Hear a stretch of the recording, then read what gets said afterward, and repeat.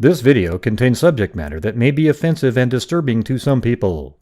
If you are the type to require a warning throughout a video or show, let this message serve as your warning. This channel discusses the harsh reality of true crime. If this warning is not sufficient for you, consider a different genre and unsubscribe from my channel immediately.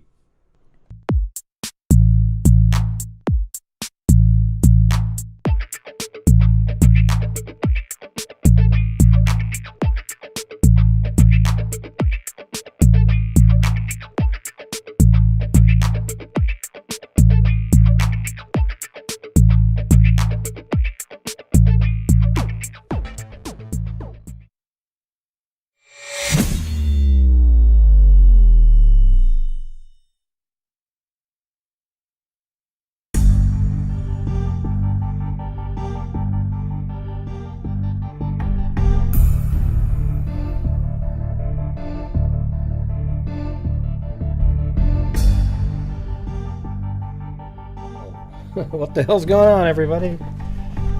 Yeah.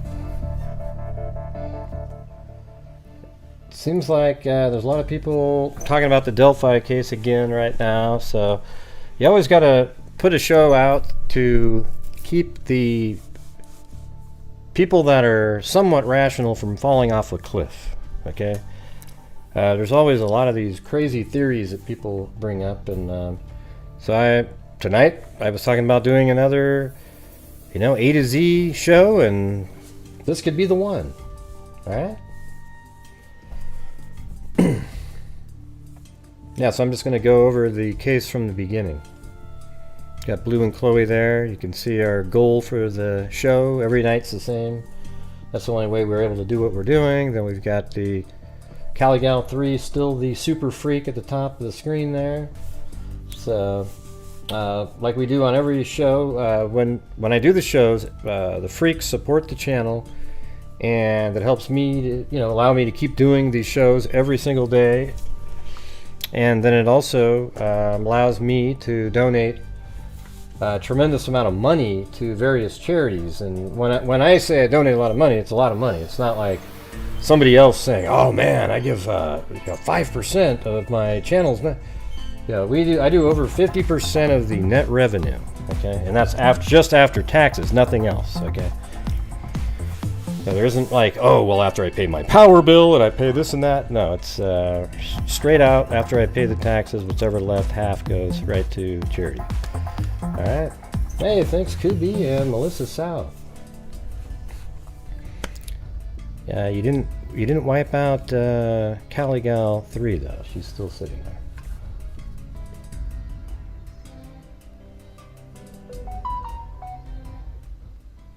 Just a second.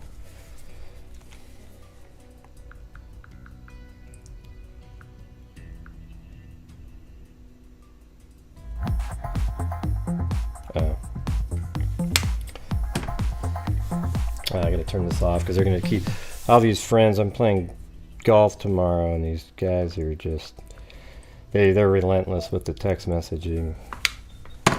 So I gotta turn that off now. As soon as one goes, they just keep going ding ding ding ding ding ding. Alright.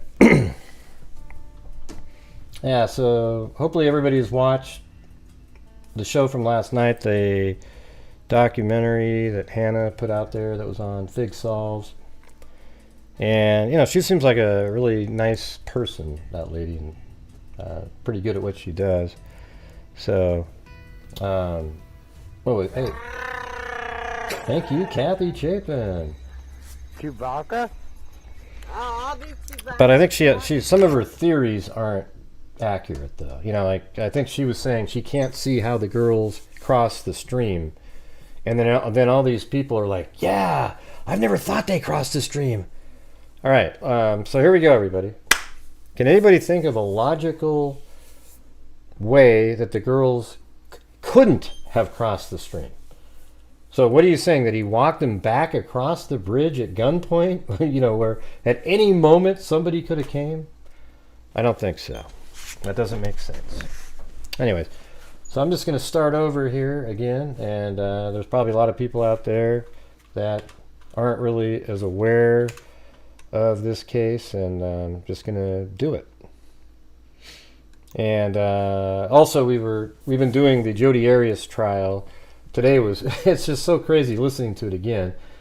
It's basically, if you go to like the 20-minute mark, it's basically a let's see, phone sex conversation that goes on for like 40 minutes. I mean, it's just ridiculous, and it's not even good. It's not even like, oh, it's just the stupidest thing you've ever seen. I remember it from before, but it's just weird listening to it again. And it was actually kind of funny because we have that super freak thing there, and like all of a sudden you got a picture of somebody called Super Freak while you're listening to phone sex. It was actually sort of funny, but I mean, it was just absolutely ludicrous. So anyways, tomorrow I'm going to be doing, while I'm out, I'm already editing it together. There's like a 6 hours of day 18 and 19, so you guys can watch that. Should be good. It works like this. So right now, Kathy Chapin's it. She has 2,500 hit points. Every dollar donated is 150 points that comes off of Kathy Chapin. And then as soon as she gets to 0, the person who made her go to 0 or less, they become the new Super Freak. And they stay there, but they can actually put more in to keep themselves up there. So, sort of interesting like that. Pretty simple to understand, really.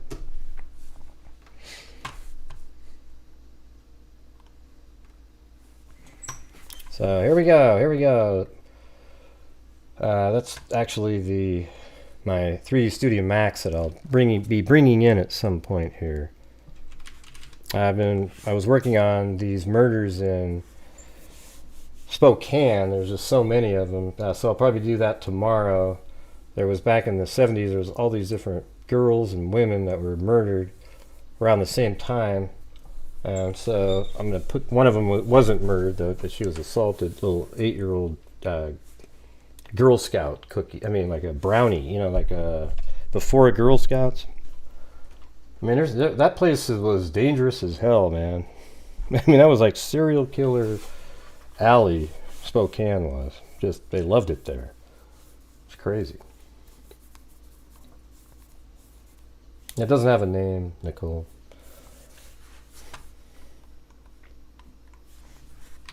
All right. And let's see. Got to get to... There it is.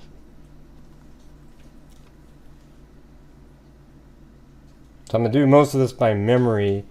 We'll listen to the 2019 press conference because now it makes more sense. I actually think that Hannah, I forgot her last name, but the woman in the documentary, that she is likely sort of a catalyst for why they released that, because it was right around the time she was there. And then, she got on their case for not allowing more out there, and then boom, right after that, there you go. They put out the video and more information. No, Shakespeare, right? Is that her real last name, or?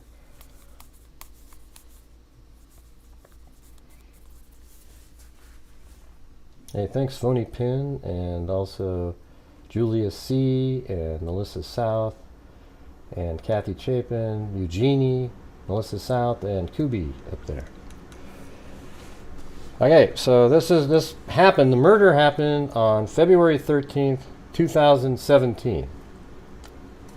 In a town called Delphi, Indiana. There's like 3,000 to 5,000 people there. It's really kind of a small place. Here's the town right here.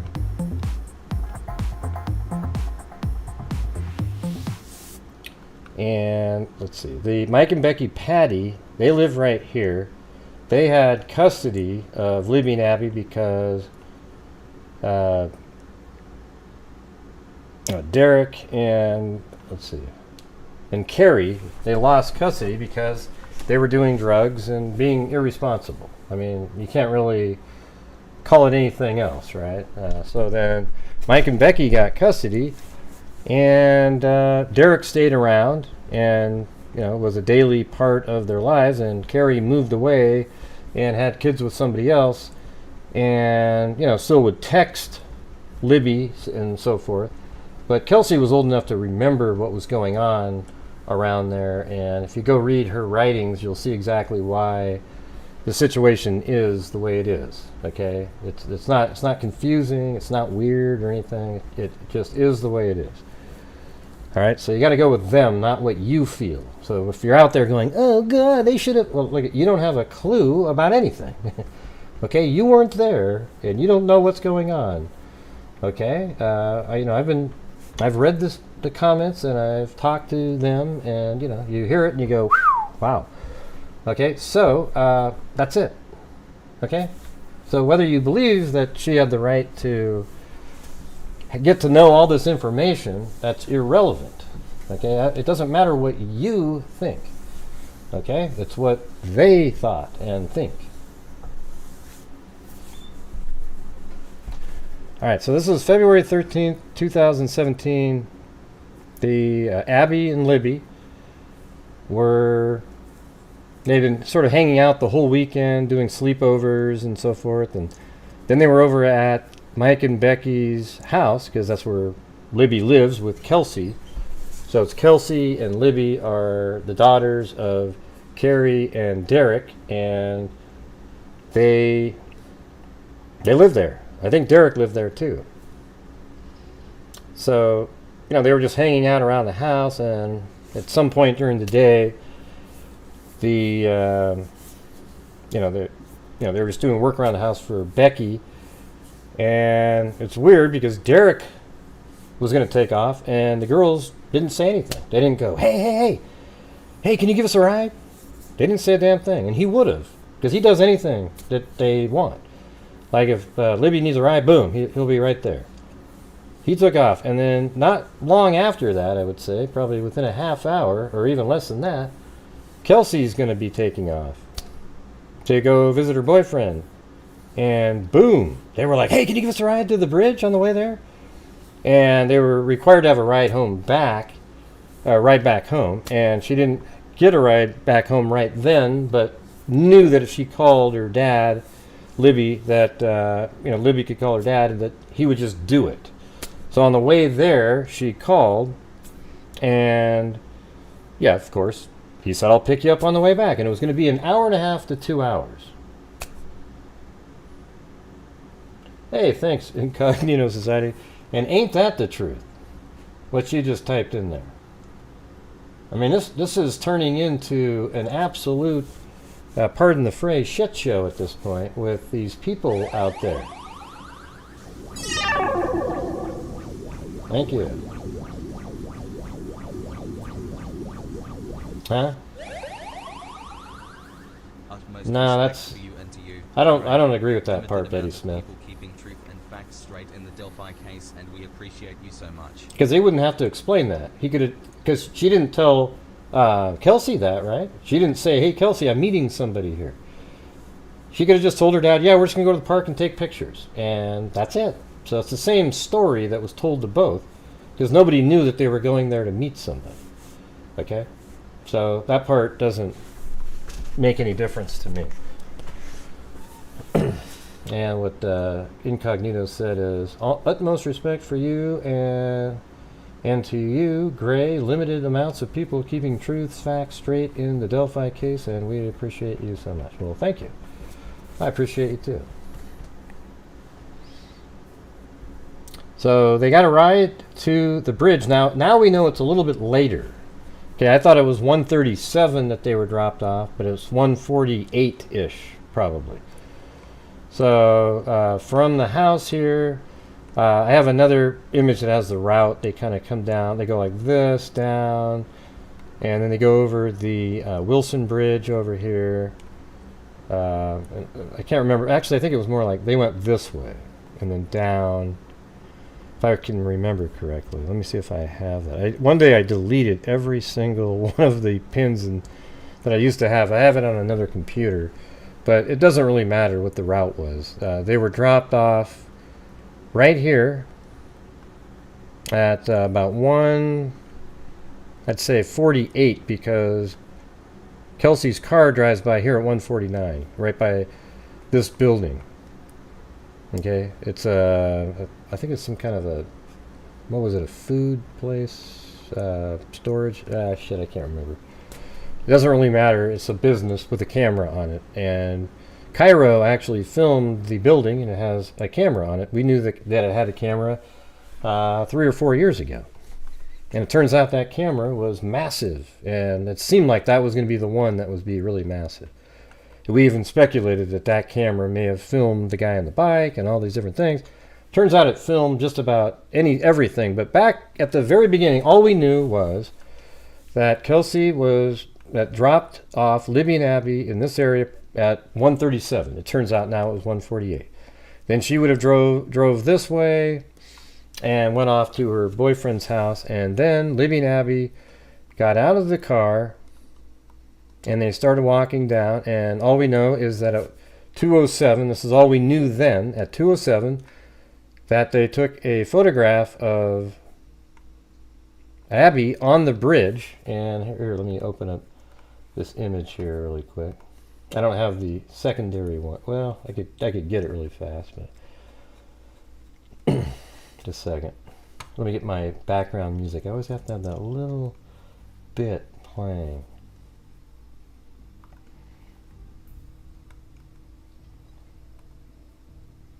In just a second. I found a pretty big copy of it today. It was pretty clear. I liked it. So you've got this shot right here. This apparently was taken at 2:07. Right here. Now there's wackos out there saying that this is photoshopped. Okay? So look at how the shadow goes just like that, right, everybody? So let me open up my 3D Studio Max program where in Google Earth. So let me just show you how this works in Google Earth. So let's say I'm like this, right? If you hit the R key, it makes everything north-south oriented. Look up here in the upper right-hand corner, right over here. See how there's a north? It's kind of small for you, but that little white thing at the top is the north. So if I go like this, see how the north shoots over there? If you hit the R key, it makes it north-south oriented. So what I did was I then exported an image, making sure that it was north-south oriented. Then in 3D Studio Max, I created a plane, and you have basically it's north, east, west, south, a plane, and I put it on there, making sure that the plane was the same size, aspect ratio as the image that I exported. Okay, so I made sure of that, put the image on here, then I built sort of a bridge, and I made this huge. I mean, I made this, this is a massive image on here, and I put this bridge on there, and then I put a daylight system into the program. That's what's really kind of a great thing about 3D Studio Max. You can't really see it because it's small over here, but it says February 13th, 2017 with a -5 time zone, okay, which is Greenwich time. So it's -5 right there, and then it's at 2:07 in the afternoon. So there's a character I have in here. It's not a girl, or it's not a. Oh man, I wish I could remember what that was. It was such a cool thing where it's really hard to rotate around sometimes. But right here, there's a character. I think it's upside down now. Yeah, there's a button you can hit that recenters the sort of the rotation, and I can't figure out what that one was. But anyways, here's a character on the bridge right here, about right where it was. There's platform 3, and she's standing about right there. And let's see where the cameras are. Let me move this camera to here. What is that looking at? That's not right. Let's see. There, I think that one would be good if I just turned it around like this and then move it over here, because this is platform. She was standing about right here, or Libby was, on platform 3 when she filmed. Yeah, I mean, that's pretty good, right? I mean, that's a pretty decent, if you look at that, it's pretty decent. I'm not going to spend all day trying to get it exactly the same. But what I will do is move the person here. It's just a male character. Can't do that. Let me go up here again.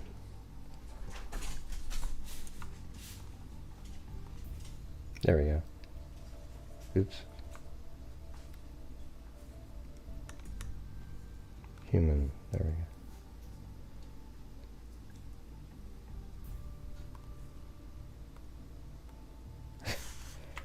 Yeah, something's really wacky on here. But we'll just leave it there. I'm not gonna. Ooh, look at his. Look what I just did to his head. Here, I'll fix it. There we go. So right here, I'm just gonna try to render it. So let's see what I got for my scan line. That should work.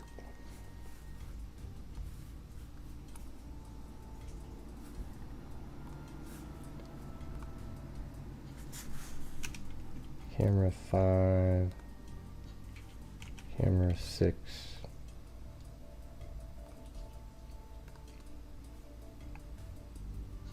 Single.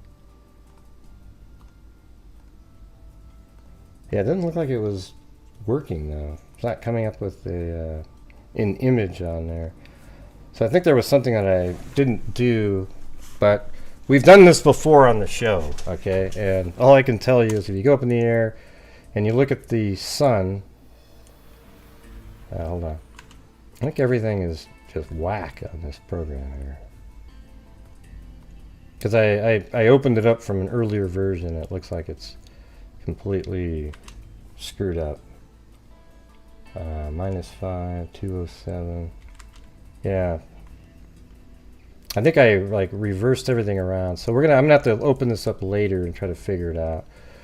It's not rendering either, so it's sort of useless. I've opened it up a million times, but the shadow goes exactly. If you just go back and watch other videos, see how the shadow goes across over onto the side there? It does exactly the same thing when you have it set up correctly. Something I'd have to start over again on that one to make sure that it worked. So the shadow, it is exactly the way they have it here. There's people out there that think that she's photoshopped on there to trick somebody somehow. And how that's possible, there isn't a soul in the world that would actually know. It isn't possible. Because the image was a snapshot that was put on the internet right away. So that means you had to have faked it beforehand. I mean, these people are absolute lunatics. I don't know where they come from. It's bizarre. Bizarro world is what it is. But that is the image that Libby took of Abby on the bridge. Okay, so then the next image is. I'll get that thing fixed at some point. I don't know what the hell was going on there. So let's see. Not today though. I'll show you on a different show. And then the image that was taken just before the 207 image is. Let me get that one out of here. Not that one. I have so many images that we went out. I had friends that went out there. There it is. That tried to mimic it exactly. So this image right here was taken at probably something like 2:04 or something. You know, I mean, who the hell knows? But see that platform in the distance right there? Right there? That's the one that Libby's standing on when she's filming Abby, who's standing about right where my mouse is. See, I'm moving it around right there. That's where she was. So that must have just been, you know, moments later, not, 20 minutes or something. And we know that for certain because they actually got to the other end of the bridge at 2:13, which is ironic because 2:13 is the date that they're on. Oh my God, Gray, you figured it out. We just got to get the EVP and spirit box going at this point. Yeah, so at 2:13 on the other end of the bridge, that's the time frame of the video of the killer coming at them. And that is this video right here. These are all things that we knew about way back. We didn't have the video at the beginning, but we got this in 2019. So that's it right there.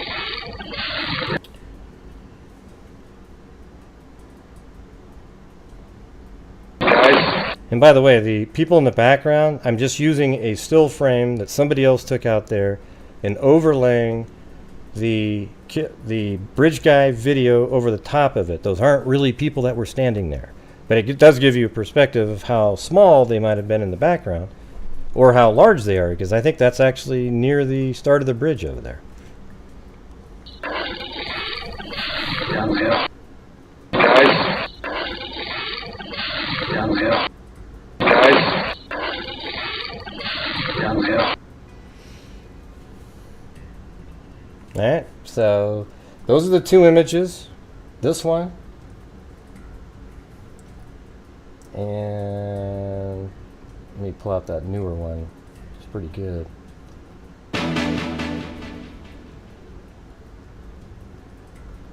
And this one at 207. Run with genetics. Love your freaks. And I think somewhere back in the woods over here is the killer watching them. I think I've always thought that they were back. He was back there watching, and then they started to walk across the bridge, taking pictures and so forth.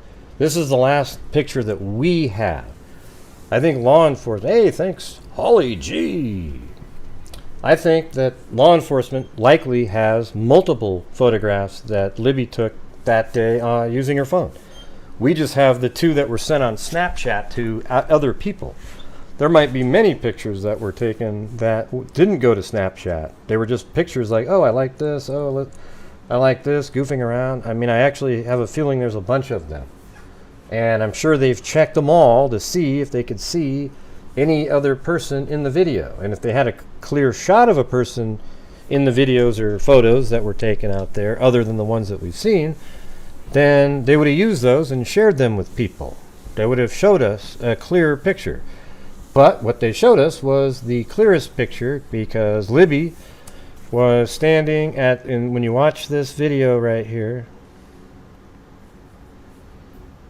let's go back to the Delphi video, this one. So this video right here was taken while Libby is standing, and it should be, I know where it's supposed to be. See the side rail right there? You need to move to the left about another 1.5 feet, and then the camera slightly lower, and you'd have the right angle. Libby was standing off of the end of the bridge. See where his leg is right here? This little white thing. It's kind of small, but you can see it when it's moving. See right there, that little white nodule-looking thing?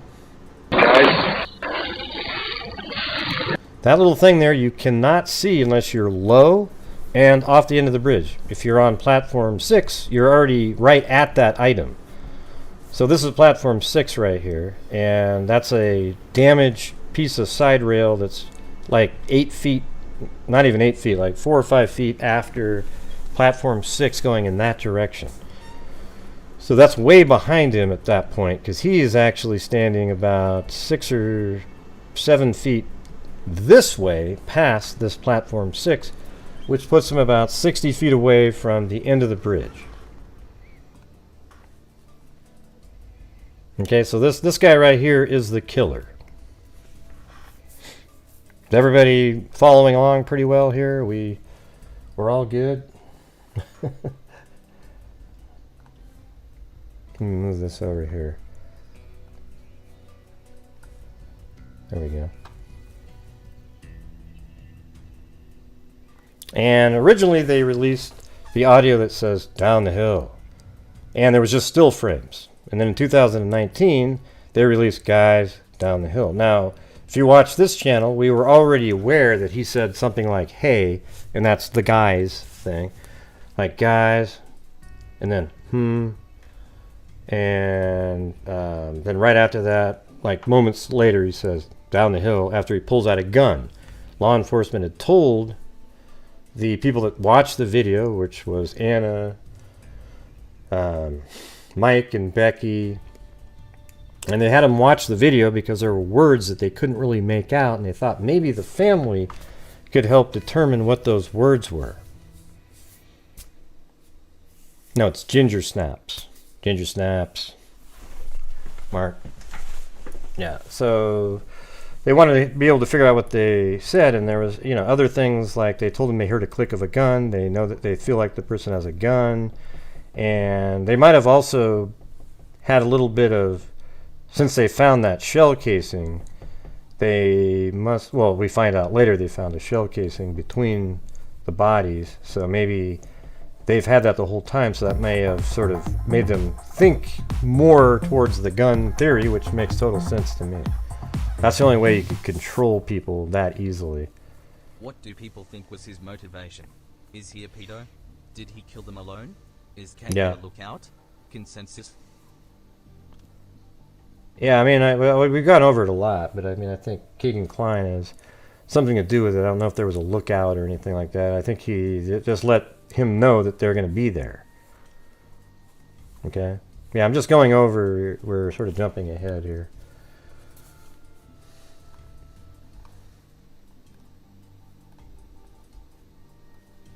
Let's see. So that was kind of what we knew before. At the very beginning, there was a big press conference that took place on February 22nd of 2017 that had everybody there. I mean, a massive showing of law enforcement, and they went over. That's where they released that one little clip of audio and the image, and then they released a sketch a few months later of this sort of hobo-looking person with a beard and a sort of a golf hat, and we were like, whoa, okay, yeah, it kind of looks like that. And apparently that was based mainly just off of watching the video. That was it. Okay, so we had that information, and over the years there was all these different people. They're irrelevant now that people would talk about, like, oh my god, what about this guy, what about that guy, what about this guy, what about that guy, and all those people they're irrelevant. Then it sounds like this Hannah individual. Here, I gotta get something fixed over here. Just a second.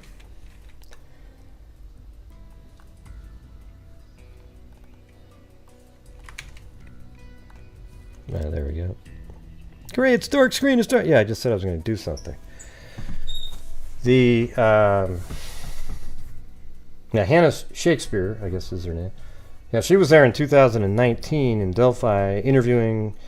I mean, it's pretty amazing. She was able to get an interview with Holman and even Tobe Lesenby. Apparently that was like a half hour long, but we just saw a little portion of it.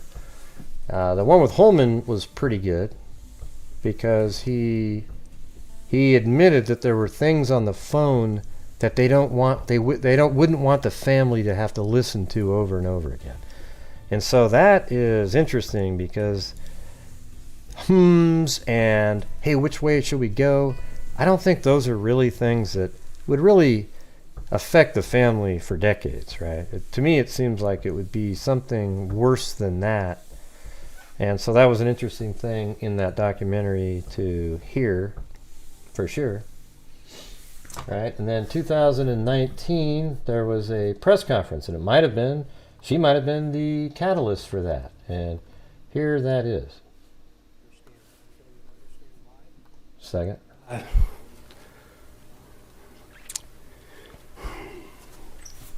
Information is being released today is the result of literally thousands and thousands of hours of extraordinary investigative efforts by Delphi, Carroll County, the FBI, the Indiana State Police, and countless other agencies. This community surrounded us some 26 months ago, and you did everything you could to support us, but most importantly, you surrounded the family of these two little girls. Gosh, I'll never forget it. After you hear what we're going to release today, I'm going to ask for your continued support, your continued and thank you, Christy Kazi and Holly G. understanding, your empathy and compassion as we move forward to find out who did this, and we will. We're seeking the public's help to identify the driver of a vehicle that was parked at the old CPS DCS welfare building in the city of Delphi that was abandoned on the east side of County Road 300 North next to the Hoosier Heartland Highway between the hours of noon to 5 on February 14th, That's 2017. Right here. If you were parked there or know who was parked there, please contact the officers at the command post at the Delphi City building. We are releasing additional portions of the audio recording from that day. Please keep in mind, the person talking is one person and is the person on the bridge with the girls. This is not two different people speaking.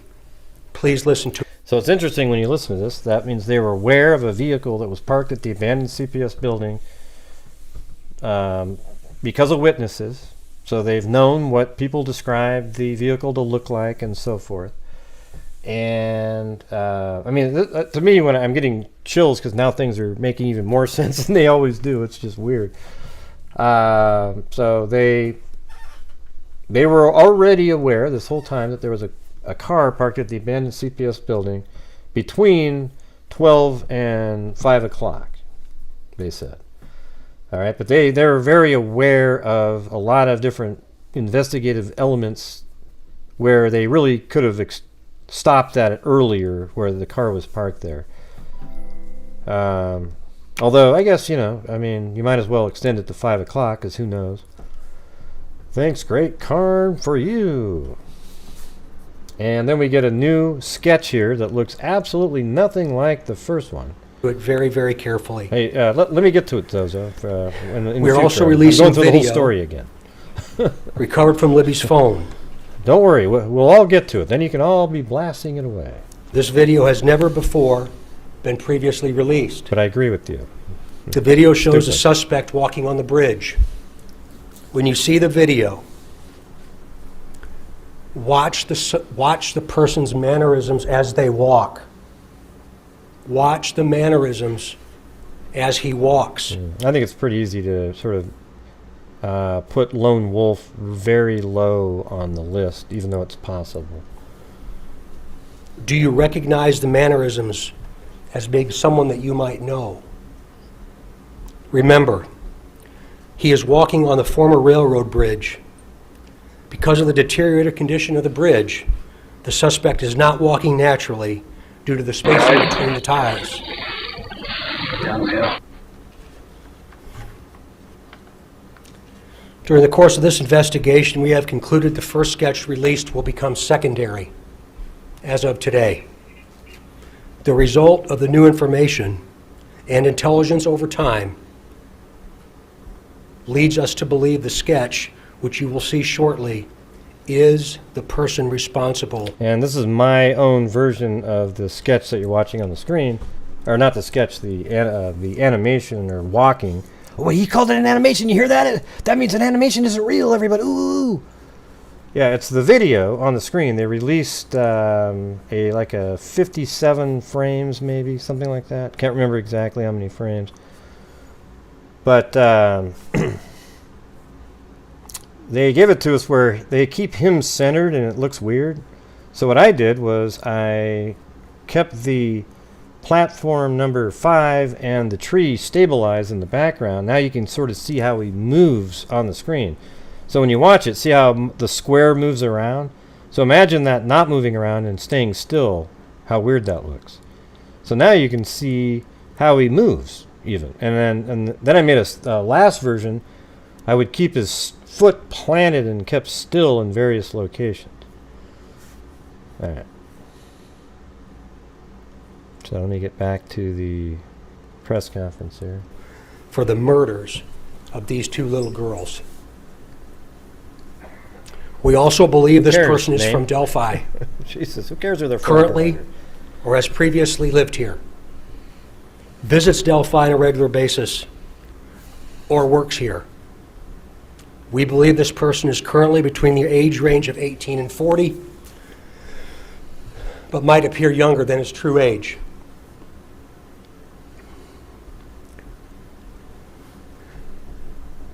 Directly. So they could be 40, but he looks younger. I mean, I can see with these shaves and everything. I mean, there's a guy later on. We'll come up with that here, but let's just go through this. To the killer, who may be in this room. Yeah, it doesn't matter, Lisa. Okay. We so- believe you are hiding in plain sight. For more than 2 years, you never thought we would shift gears to a different investigative strategy, but we have. We likely have interviewed you or someone close to you. We know that this is about power to you, and you want to know what we know.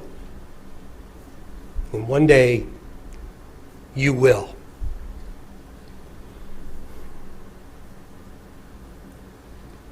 A question to you. What will those closest to you think of? They find out that you brutally murdered 2 little girls. 2 children. Only a coward would do such a thing. We are confident that you have told someone what you have done. Or at the very least, they know, because of how different you are since the murders.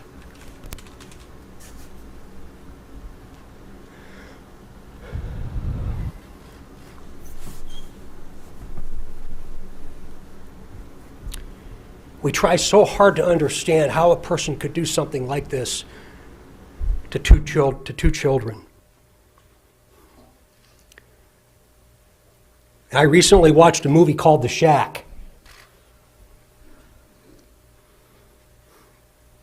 And there's also a book that talks so well about evil, about death, and about eternity.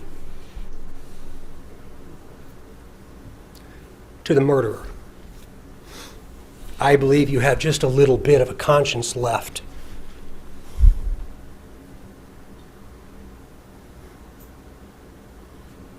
And I can assure you that how you left them in that woods is not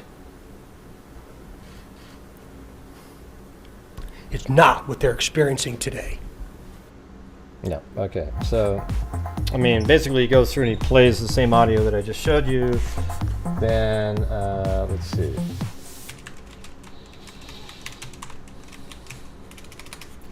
Just a second. Thank you very much. Up there to Melissa South. So here are the sketches that they released. So it's kind of, this one here you can see. So that one was the first one that was released. Then in 2019, what he's talking about, they changed it to this one right there, okay? So they switched it over to that one, which they look absolutely nothing alike, but you get these sleuthy people that go, ooh, no, they look similar, look how... No, they don't, okay? They look absolutely nothing alike. They couldn't look more different. You've got Tom Cruise and a hillbilly. What's wrong with being a hillbilly? Well, I'm just saying, I don't even know what you call this guy here. He looks like maybe a hobo is what I was looking for. You know, the other one looks like Tom Cruise. So they don't look anything alike. This guy's a bulbous nose with a goatee, scruffy hair, and a hat. This guy doesn't look like that whatsoever. But when people do overlays, they go, ooh, look, they look the same. Well, you can make anything look like the same. You could take a turtle and superimpose it on a giraffe, and it would probably look similar. Well, maybe not that, but you know what I'm saying. Okay, so after that press conference, that was it, man. I mean, the case absolutely was in a place where there was absolutely nothing since 2019, 2020. It just kept going on and on and on and on. Then, on December 6th, 2021, the Indiana State Police, this is what started the avalanche of new information and sort of like, here we go. The case is going to get solved. We're on the right track now. It actually took us out of a whole bunch of different modes where we thought law enforcement had told the public that there was no social media involved. And I took them at their word. And I think it's true that for at least the first year, they investigated that angle and couldn't find a direct connection that had a lot of legs to it. Okay, but then after that, and that's what they were telling everybody, but I think after that they were able to put pieces together and went back on that track, but didn't update the public on that information. All right, so here is that December 6, 2021, the moment that everything changed. Okay, it's right here. My name is Sergeant Jeremy Piers, the Public Information Officer with the Indiana State Police out of the Lafayette traveling Post. Teresa. While investigating the murders of Abigail Williams and Liberty German, detectives with the Carroll County Sheriff's Office and the Indiana State Police have uncovered an online profile named Anthony Schatz. This profile was being used from 2016 to 2017 on social media applications, including but not limited to Snapchat and Instagram. Tracy. The fictitious Anthony Schatz profile used images of a known male model and portrayed himself as being extremely wealthy and owning numerous sports cars. The creator of the fictitious profile used this information while communicating with juvenile females to solicit nude images, obtain their address, and attempt to meet with them. Pictured on your screen, you'll see images of the known male model and images of the fictitious profile sent to the underage females. We have already identified the male in these images that were used by Anthony Schatz.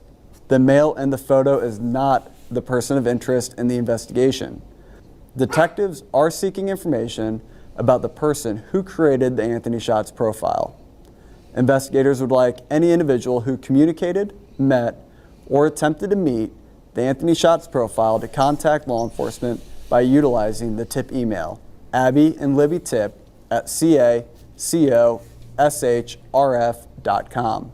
Please provide as much information as you possibly can. For example, when you communicated with Anthony Schatz, how you communicated with the profile, what social media applications the account used, and if Anthony Schatz attempted to meet you or obtain your address. If you have saved images or conversations with Anthony Schatz profile, please attach them to your email. Again, if you have any information, please contact law enforcement by utilizing the tip email, AbbyandLibbyTip@cacoshrf.com.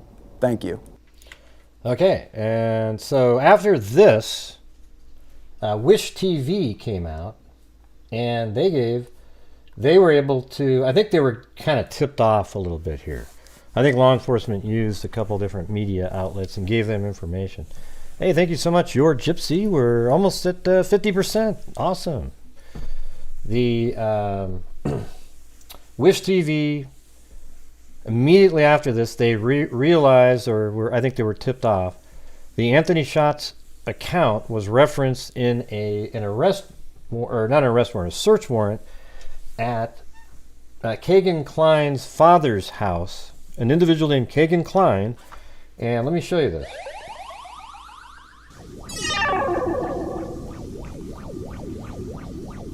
So when we're done here, everybody should just know what's going on here. Thank you, Your Gypsy. So this is on February 25th, so just 3 days after that first press conference. Remember the very first press conference? That was just done 9 days after the murders.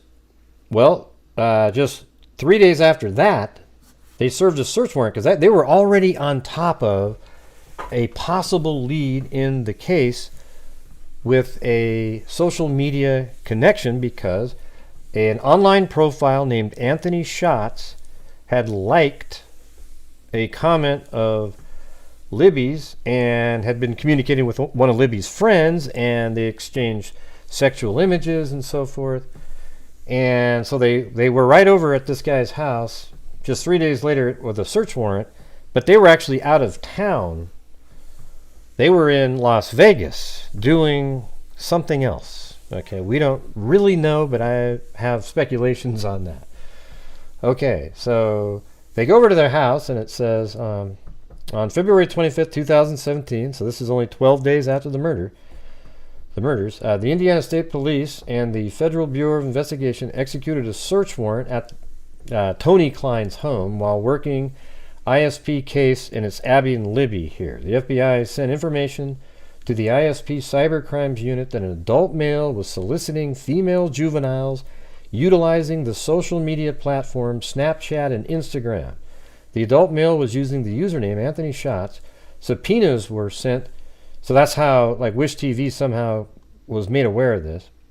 Subpoenas were sent to Instagram and Snapchat for the Anthony Shots account information. The Instagram Snapchat returns provided Comcast IP address.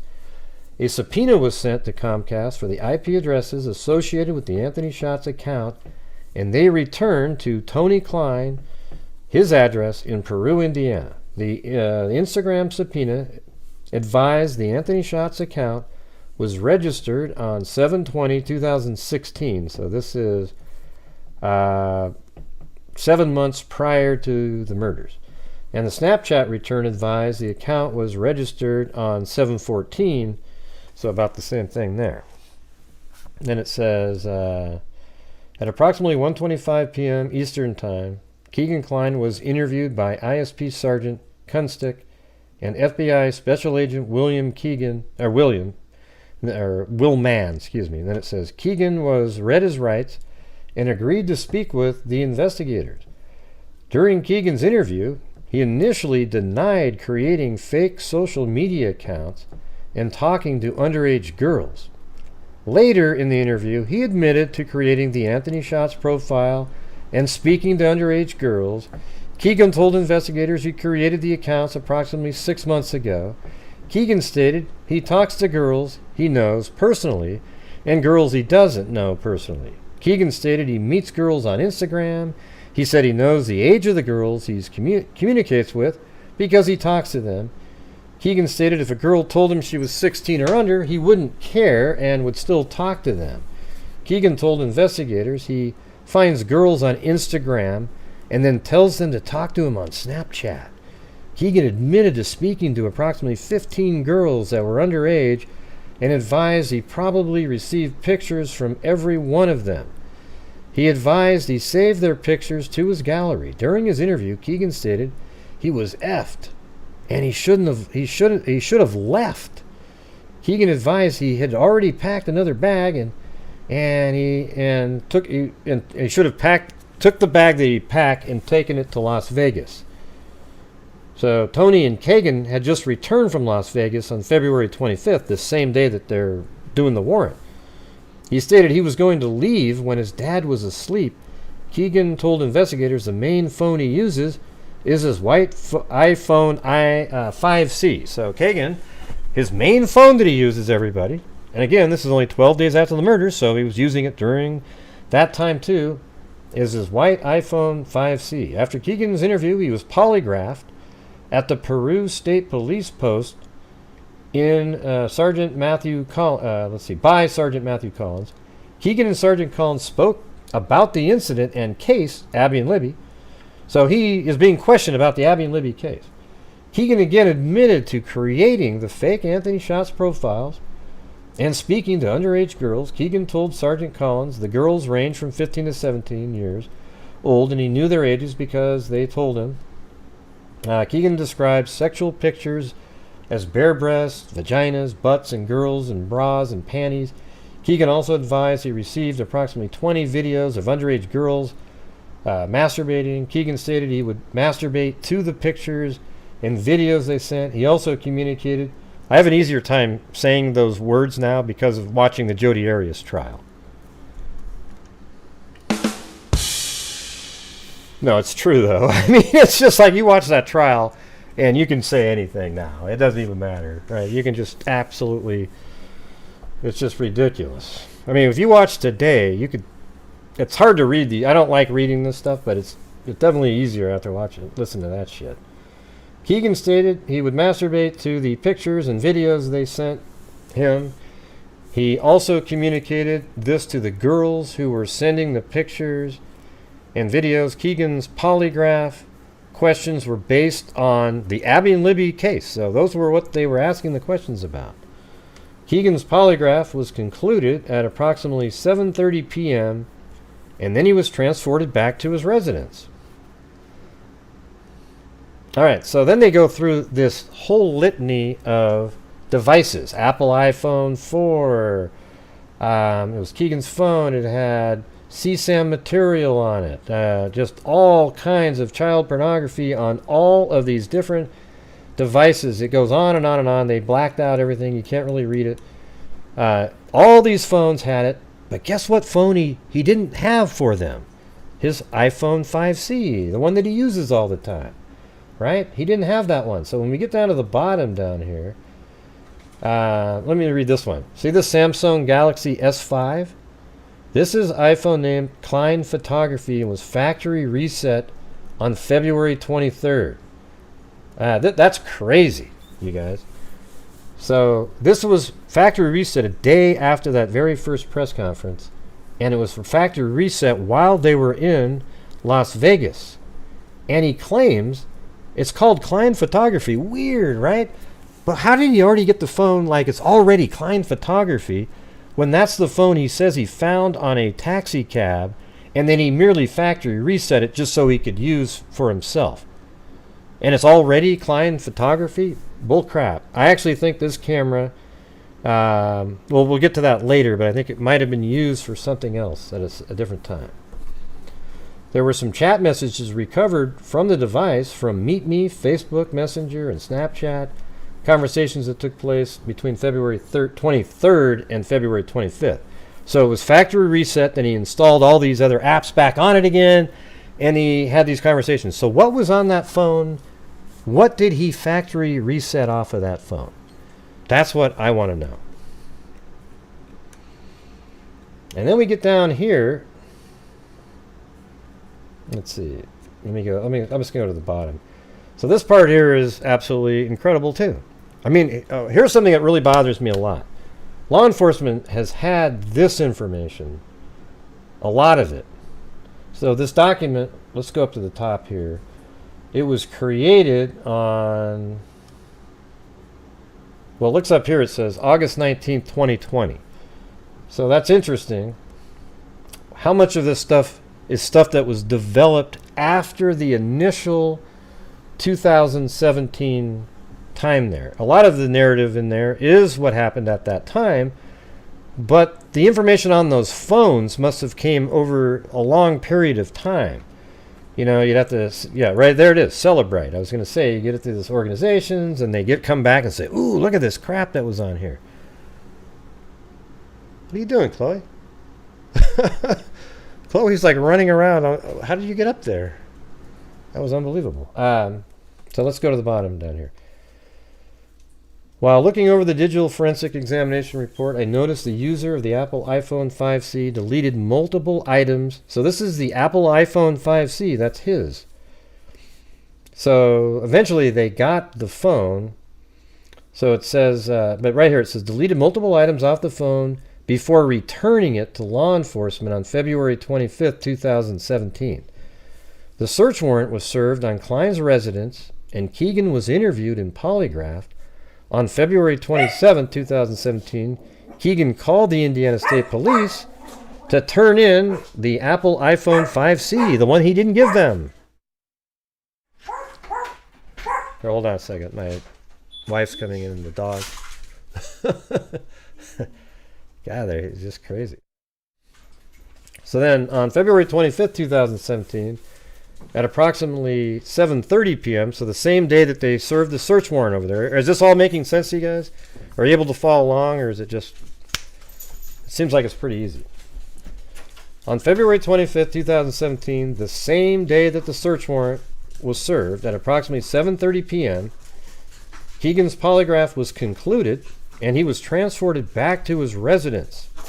The digital forensic examination report shows at approximately 9:19, so almost 2 hours later, the user of the iPhone 5C, the phone that he didn't give law enforcement when they were there, started to uninstall and delete apps from the phone.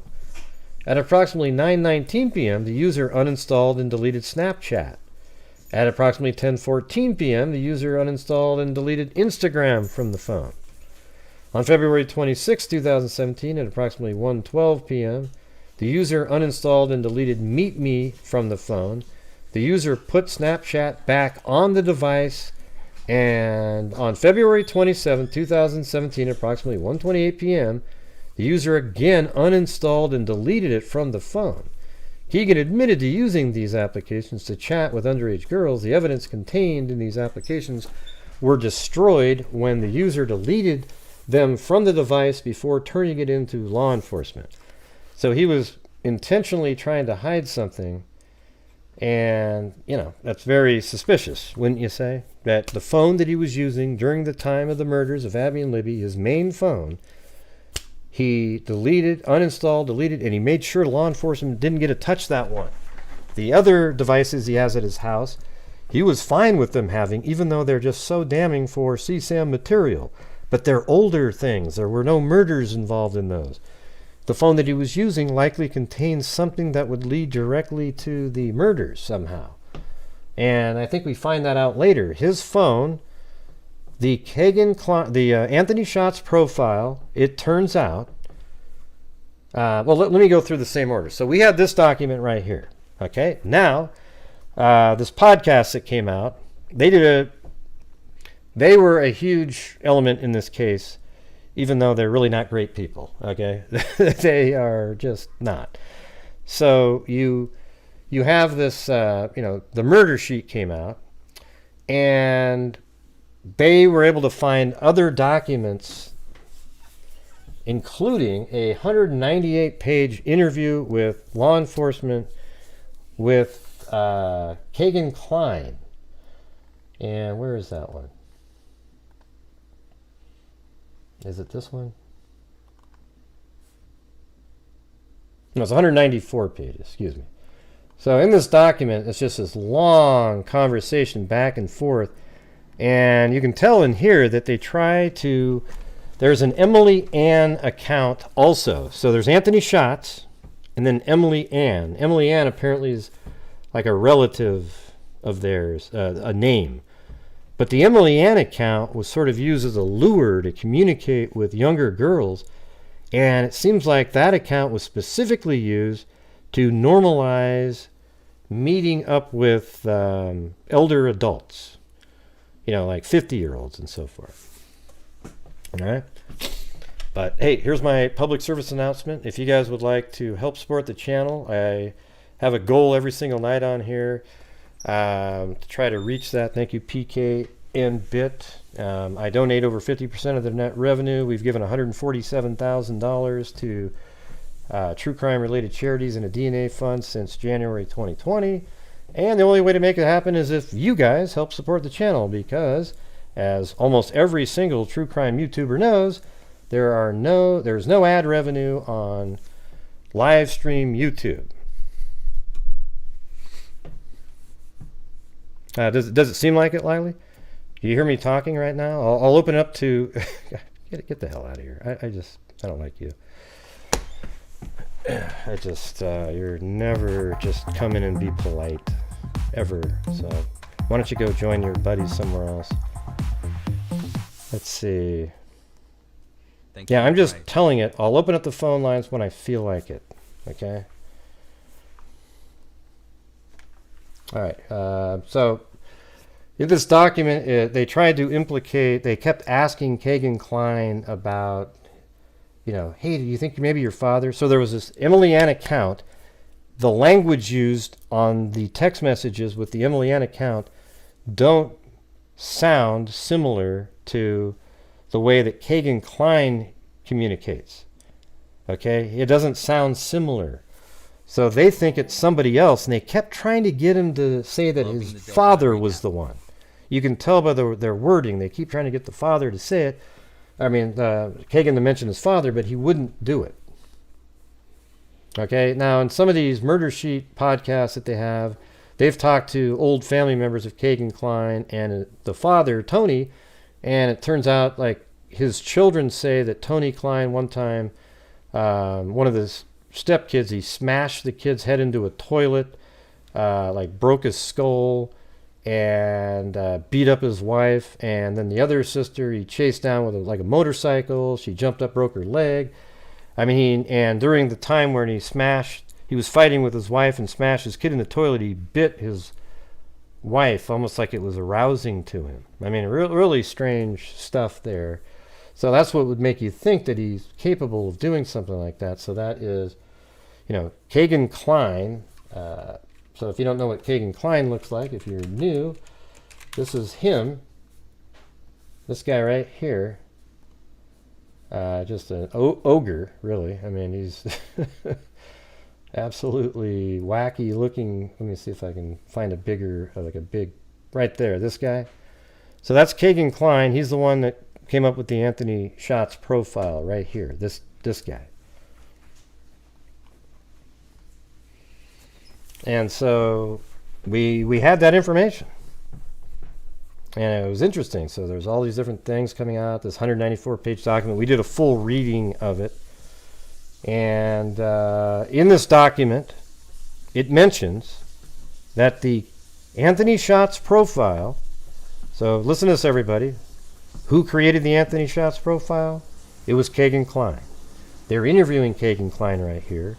He was the guy that was interviewed just 12 days after the murders in the death of Abby and Libby, where he didn't have the cell phone that he used and he was deleting stuff off of the cell phone. So that same guy, he communicated with Libby over that weekend when she was at sleepovers, and in the same morning that the murders happened.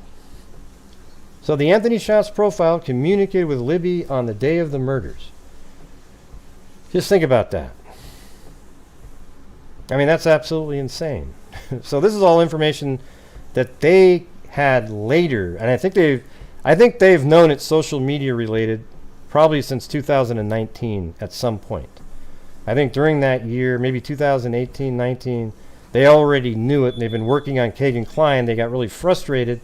Then they came out with the Wish TV, not the Wish TV, but the Indiana State Police public service announcement, then along with Wish TV coming out and linking it all. Yeah. Yeah. Do you guys mind if we just kind of focus in on this? All right.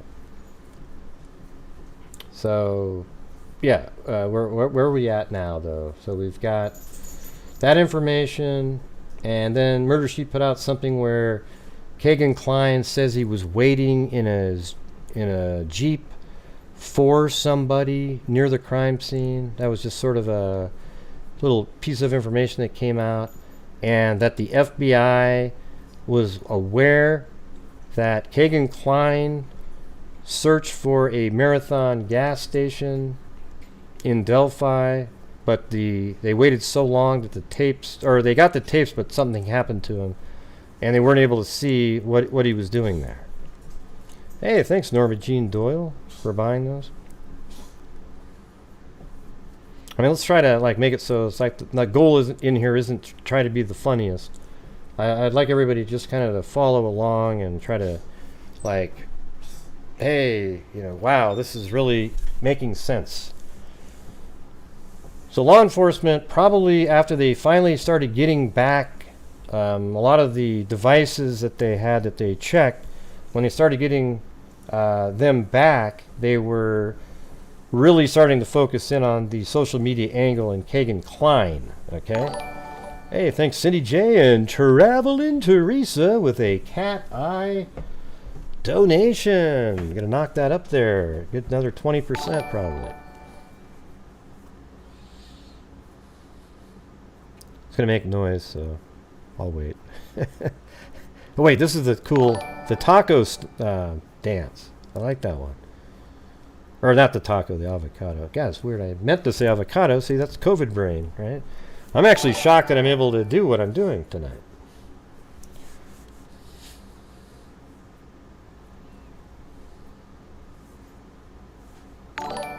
Let's see.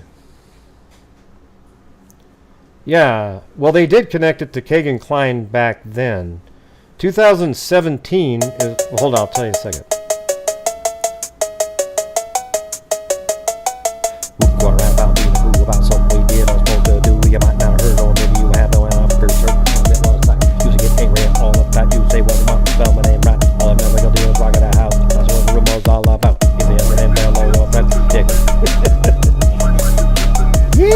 fast. Too fast for me. Thanks, Cindy Lynn. Alright. Yeah, so 2017, they weren't able to make a direct link to Libby back then, other than a like. But I think like within a year or so after that, they started getting back all of the Celebrite information and subpoenas to various online companies, and it all led back to, like, they were probably startled to see it and believe that Keegan Kline has something to do with what happened to Abby and Libby. Okay, I guarantee you that's what they think. Then, I mean, it's really bizarre shit here, you guys. So when was this?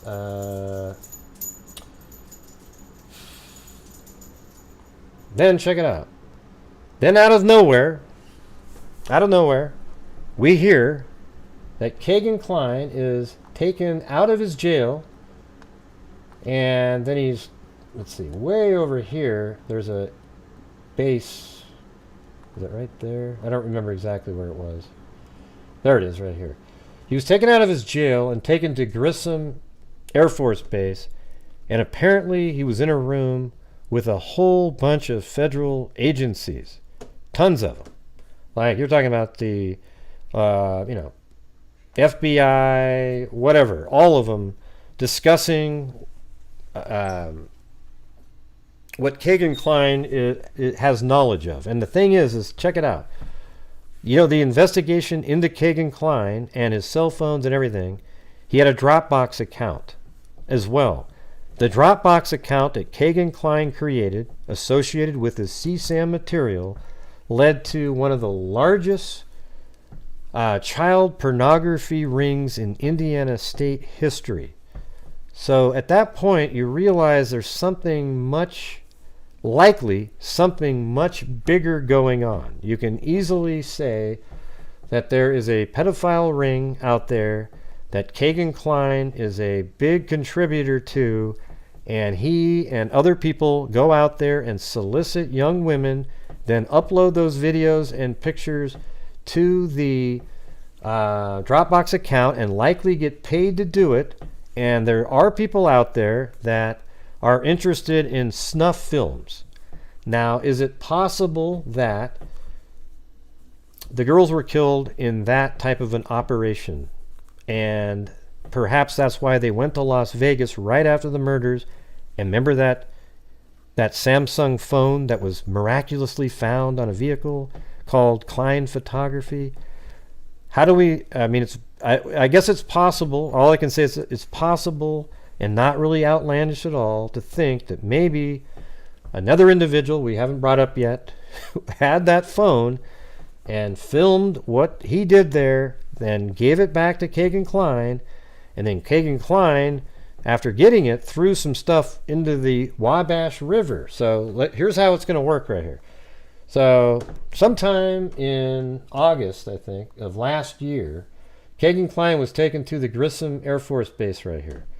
And he was talking to those agents. Right after he was talking to them, law enforcement started searching the Wabash River right here, and it was connected to Keegan Kline.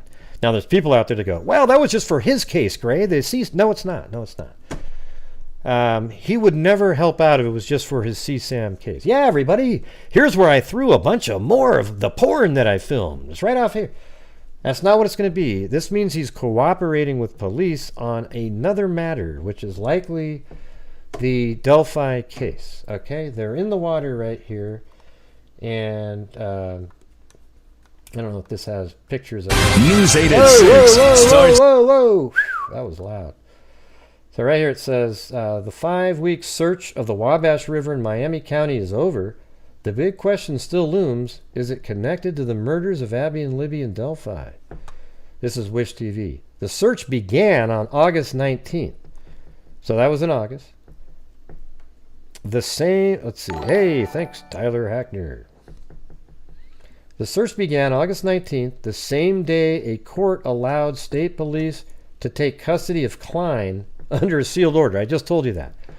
So right after they took him into custody, out of jail, that means as soon as I heard that they took him out of the jail in their custody, I knew that they were taking him to show, they wanted him to show them something. So the same day that they took him into custody, they began searching the Wabash River. And right here, here's the two podcasters, Anya and Kevin. The Murder Sheet have been following developments. Yep. The search of the Wabash River in Peru started near the Nickel Plate Trail Bridge and extended west past the U.S. Bridge. So that's interesting. So let's see, when they say west, so that must be, oh yeah, so they're saying it started at this bridge right here. There it is, Nickel Plate Trail, and then it went past this bridge here. So Keegan likely said that he threw something off the bridge, and the only way he would know about it is if he's the one that did it. He's the one that could tell him where it was. And it's so interesting, you guys, because think about it like this. Keegan Kline was doing a search for the Marathon gas station in Delphi, Indiana, the day of the murders. Okay, so he was trying to find where that was of the day of the murders, and then later he throws something off this bridge on the way back home. Okay, doesn't that make sense? I mean, it really, to me, it does. That's how I'm putting these pieces together here. So then they stopped searching there on, what day was it? Oh yeah, it's this day right here, on September 28th. Okay, so right after they've done searching there, they just wrapped it up. Doug Carter even flew over on a helicopter one time. Obviously, that's a pretty big deal for him to do that. So that would have been around September 28th, and they started searching there on August 19th. All right, then, here we go. After that, we have, all right, do I have to hit a button? Oh, here we go. There we go. In this article right here, it talks about, well, I can't see it right here, but it was on October 13th, just 2 weeks after the Wabash River, they do a search warrant at an individual's house named Richard Allen. Okay, and guess what? Richard Allen lives in Delphi, and he's right here in this house. And you know where the Marathon gas station is, everybody? It's right there. So here's Richard Allen's house. There's a Marathon gas station. That's Richard Allen's house. There's a Marathon. I mean, it's literally, I don't even know. Let me just measure that. It's 0.6 miles, okay? So Keegan Kline was looking for this place right here, the Marathon gas station, on the day of the murders. Richard Allen lives right here. And then later in the month, I think on the 20, if I remember right, like 27th or 8th, he was arrested for the murders of Abby and Libby. I mean, it's unbelievable. Then finally, we were given a search warrant for Richard Allen. And let's see, where is this thing?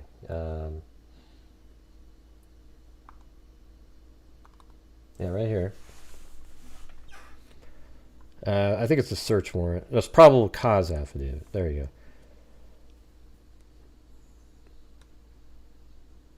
So I guess I think the main parts of this, because I can just show you on the screen the other information, but there is,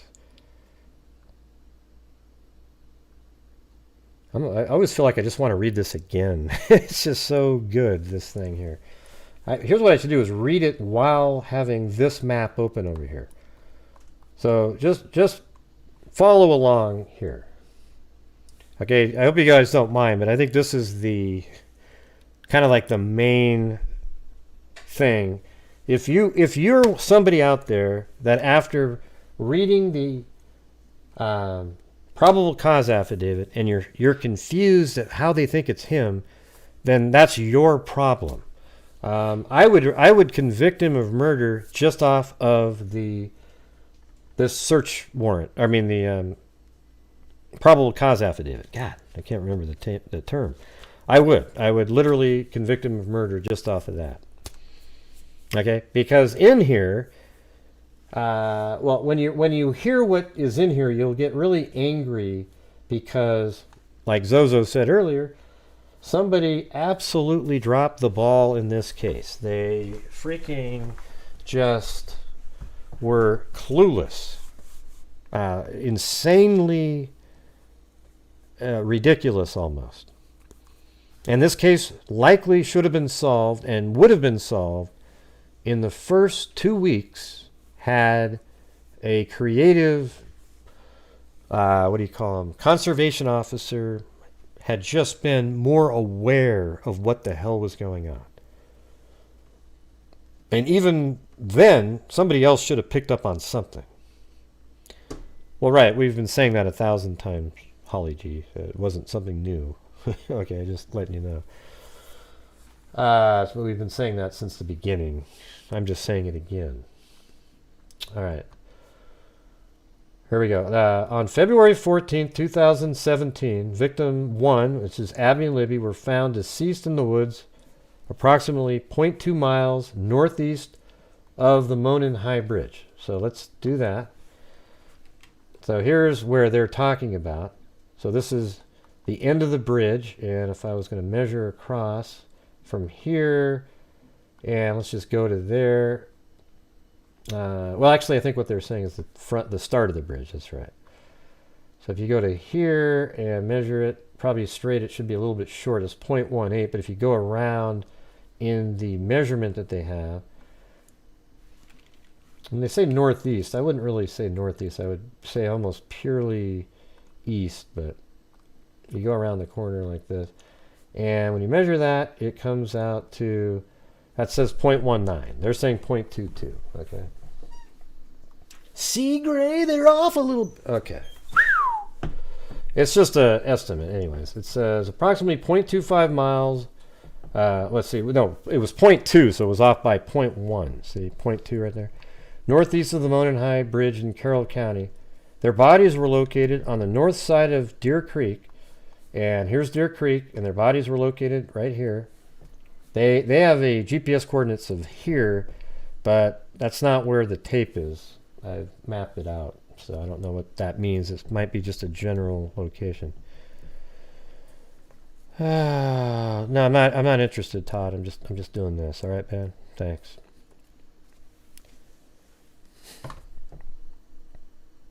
Yeah, there's all kinds of people that pretend they find stuff. Don't listen to any of that stuff. At the time of the Monon High Bridge Trail was an approximately 1 mile gravel trail terminating at the Monon High Bridge. The Monon High Bridge is an abandoned railroad trestle approximately 1/4 mile long, spanning the Deer Creek and Deer Creek Valley on the southeast end of the trail. Approximately 0.7 miles northwest on the trail from the northwestern edge of the Monon High Bridge is the Freedom Bridge. Right, so the Freedom Bridge is right here. Okay, this is something that they built later on. If you go back, see, like, here's a 2010, there's nothing there. Right, and then you go to 2012, nothing there. 2014, they had constructed and put the Freedom Bridge there. And we usually use this image here because this is April 2017, just 2 months after the murder. This image right here. You know what I'm saying? Then let's get going here. So if you're one of the wackos out there, pay attention to this. Gotta see, I've already forgotten again. This stupid. What is it called again? Jesus, man. The probable cause affidavit. It's really has all the answers in it. So approximately 0.7 miles northwest of the trail from the northwestern edge of the Monon High Bridge is the Freedom Bridge, which is a pedestrian bridge spanning State Road 25. Approximately 350 feet west of the Freedom Bridge was a former railroad overpass over Old State Road 25, and that's right here. That one. The trail terminates just west of the former railroad overpass. The majority, so the trail must end like right here. The trail terminates just west of the former railroad overpass. The majority of the trail is in a wooded area with a steep embankment on the south side of the trail.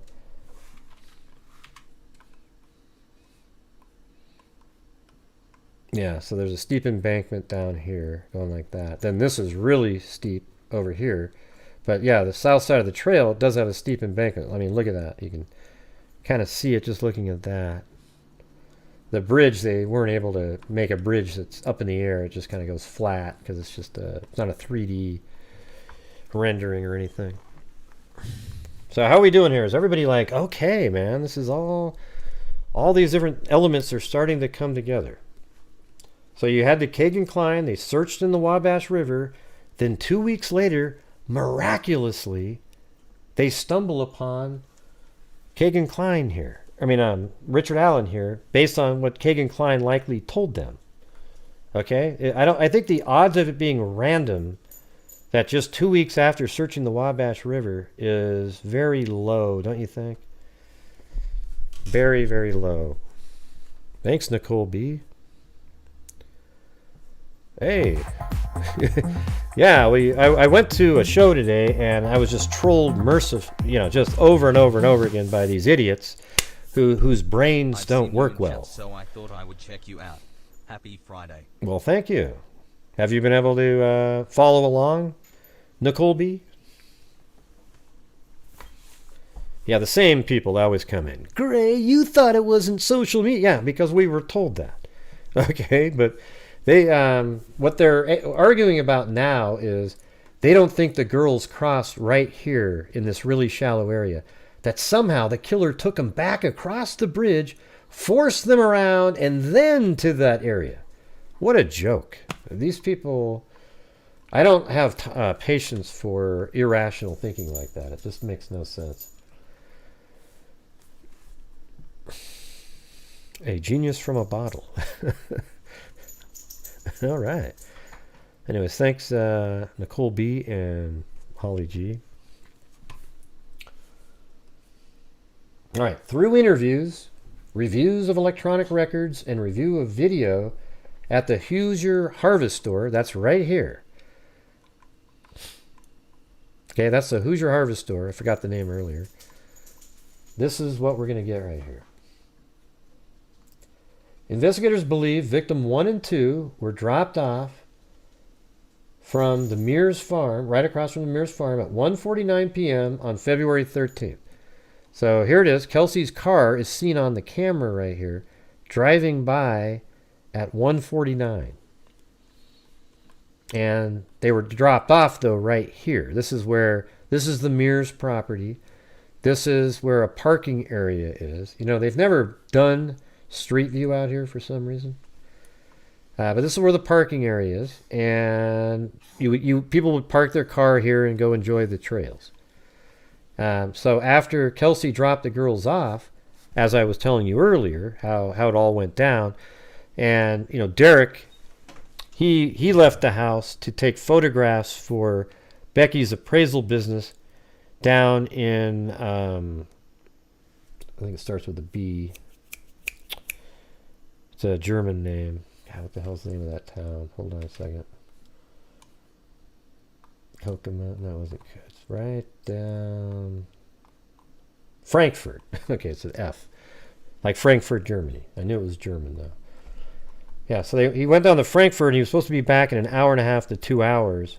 So he took off, and then, he makes it back here, too. But this is all of the information that law enforcement, a lot of this, they already had prior to arresting Richard Allen. So think of it like that this time. Richard Allen didn't provide any of this stuff. Okay? He corroborated some of it, but all of the stuff that we're seeing right here, he didn't have anything to do with. So think how crazy it is when you look at it like that that none of this information here had anything to do with him. They've had this information for years. They just didn't know who it was. So think of it like that this time when we go through this. The Mears Farm is located on the north side of Country Road 300. That's right here. Near an entrance to the trails, right there. A video from Victim 2's phone shows that at 2:13 p.m., Victim 1 and Victim 2 encountered a male suspect on the southeast portion of the Monon High Bridge. Okay, now I'm going to pause it there for a second and then open up the Ron Logan document that was produced in public sort of almost at the same time that some of this information was put out. So look at right here. It says, this is the GPS coordinates. At approximately 2:13 p.m., which was the last time of last contact with LG and Abigail Williams' cell phone, the victims were picked up by a family member at 3 p.m. They were to be picked up at 3 p.m. That's not correct, though. It was supposed to be between 1.5 to 2 hours, but this is what they had at that time. This is the Ron Logan search warrant, which was done in 2017, in March. So they didn't have the really precise time frames of things. The victims were to be picked up by the family member at 3 p.m. It should be like, 3:15, 3:30. And the victims never met with the family member at approximately 5:30 p.m., the last successful ping of the cellular phone by AT&T. There's the answer for your question earlier. The victims, LG and Liberty German and Abigail Williams, were located deceased on February 14th at 2:17 p.m. or 12:17 p.m. at the above listed latitude and longitude. So they have this here, and I think that's it's not quite 100% accurate. It's off to the side a little bit. A suspect has been developed of a white male, listen to this everybody, wearing a blue jacket with a heavy physical build, sort of stocky, wearing a cap and blue jeans. The development of this suspect was made by a 43-second video. So they actually have a length of the video that Libby took, taken on Liberty German's phone, where the suspect followed the victims as they were walking on the Monon High Bridge Trail. Near the end of the video, the suspect speaks to the victim, saying, "Down the hill." It sounds as though he is directing the victims to leave the trail they were on and enter the wooded area below. No person has come forward and identified himself as that person who met the victims and made the statement. Right? But they have an image of him, and it was released, and that person never came forward, which obviously makes him a bigger suspect at that point. Liberty German and Abigail Williams are presumed to have made contact with the unknown male at approximately 2:13 p.m. Based upon I actually think, here's what I think, that at 2:13 p.m. the girls crossed paths with the killer, probably said hello to him in this area, walked across, he pretended to go this way, waited, then came back later and followed after seeing that they had made it halfway across. That's what I think. So I think they had seen him before. Oh, that creepy guy he's following? That's what I think. So, it does mention other things too. Let's see, it says, a large amount of blood was lost by the victims at the crime scene. It does say sharp weapon. I have the unredacted version somewhere, but it says, they were found dead, wounds caused by a sharp weapon on the property owned by Ronald Logan. A large amount of blood was lost by the victims at the crime scene. Because of the nature of the victim's wounds, it is nearly certain the perpetrator of the crime would have gotten blood on his person or clothing. Well, that is interesting. So remember that. It's certain that they would get blood on their clothing. The location of the crime scene is approximately 1,400 feet from Logan's residence. Okay, so that's all I'm going to read from that. There's wackos out there that think Ron Logan's the killer. You're just not correct. All right, so now we're back to here again. The video recovered this is from the Richard Allen affidavit here. The video recovered from victim 2's phone shows victim 1 walking southeast on the Monon High Bridge, and that's the one, that's the killer, wearing a dark jacket and jeans, walks behind her. So it says High Bridge. Let me read this again. The video from victim 2 phones, and here's what I've been telling people for years, that so victim 2 is Libby, victim 1 is Abby. So Abby is on the bridge and the killer is behind her walking. They just crop the person out. They crop Abby out of it. Okay, so here we go. So think about it like this. The video recovered from Libby's phone shows Abby walking southeast on the Monon High Bridge while a male subject wearing a dark jacket and jeans walks behind her. As the killer approaches Abby and Libby, one of the victims mentions gun, and we knew that before too.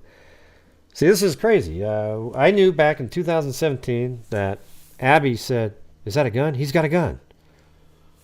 Near the end of the video, a male is seen, and I told all the freaks that. So if you've been somebody that's been watching this channel, you wouldn't have gone down the crazy, wild conspiracy craziness. You'd be right here in a place that makes sense. Near the end of the video, a male is seen and heard telling the girls, "Guys, down the hill." The girls then begin to proceed down the hill, and the video ends. So isn't that crazy? So part of that video is them sort of proceeding, and you can kind of hear the crunching, and they're going to go down the hill. A still photograph taken from the video and the guys down the hill audio was subsequently released to the public to assist, but not guys. It was just down the hill first, and then guys was added in 2019. And you also produced the video later. And it was subsequently released to the public to assist investigators in identifying the male. Let me get my audio playing again. It's getting quiet in here, guys. Only, or almost at the goal. We're almost at the goal. That's pretty good.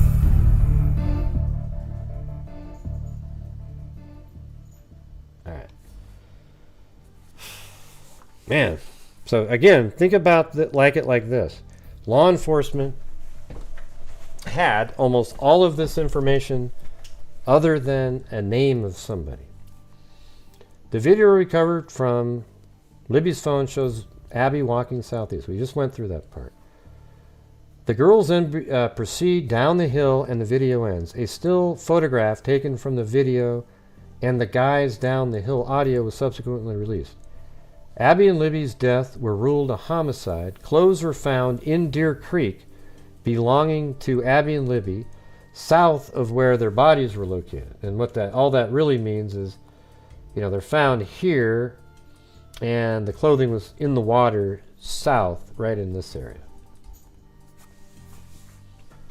There was also a .40 caliber unspent round less than 2 feet away from Libby's body, but it was also between Abby and Libby's bodies. But it was closer, obviously, to Libby, or they wouldn't have mentioned that. It's a little bit similar to the Brian Kohberger and the knife in that case. You can just deduce how it was placed based on what it was said. So there's a .40 caliber unspent round, and I actually confirmed that with Robert Ives, that they had that information at the very beginning. He's been out of it since the first year, but he said that they have had the unspent shell since that time. So this is a real thing. It wasn't something that was added later,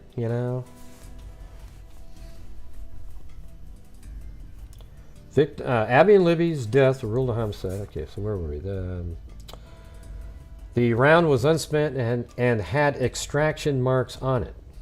Interviews were conducted with 3 girls.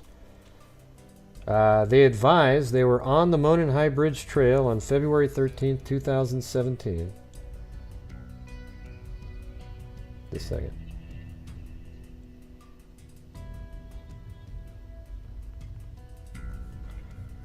I don't know what their names are, but it's 3 juveniles. I think one of these girls is one of the ones that Hannah Shakespeare was talking to. They advised they were on the Monon High Bridge Trail on February 13th, 2017. They told investigators they were walking on the trail towards Freedom Bridge to go home. So, when you look at it, they're over here walking on the trail heading this direction.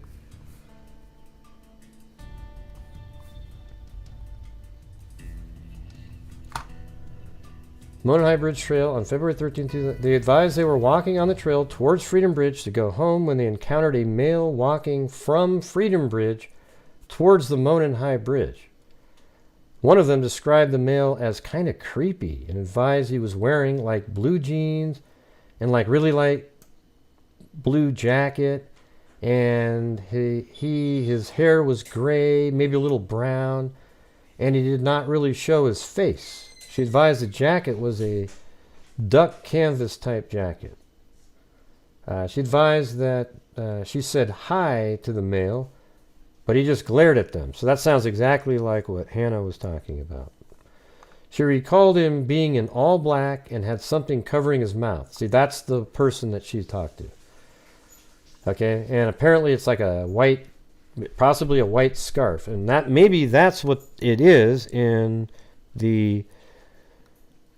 Hold on. I mean, we've mentioned this before, but it just seems more likely now listening to that. Where is it? Let me get to the Delphi. There it is.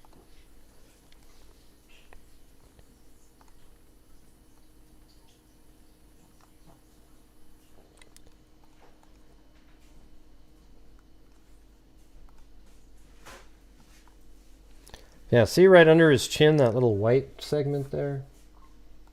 It's very possible that that was what he pulled up over his mouth earlier. But he doesn't need it anymore. See that? This little thing that's sticking out? Very easily could just be like a white sort of scarf thing that he's going to pull up from time to time. As a matter of fact, I would bet money that that's exactly what that is based on what they're saying right here. I would absolutely think that that's what that is. So, there you go. Hey, thanks, Wendy Peppercorn. Kind of... Oh, there you are, everybody. I am still here. Yeah, remember that's a puppy, yeah. What a bunch of crazy people.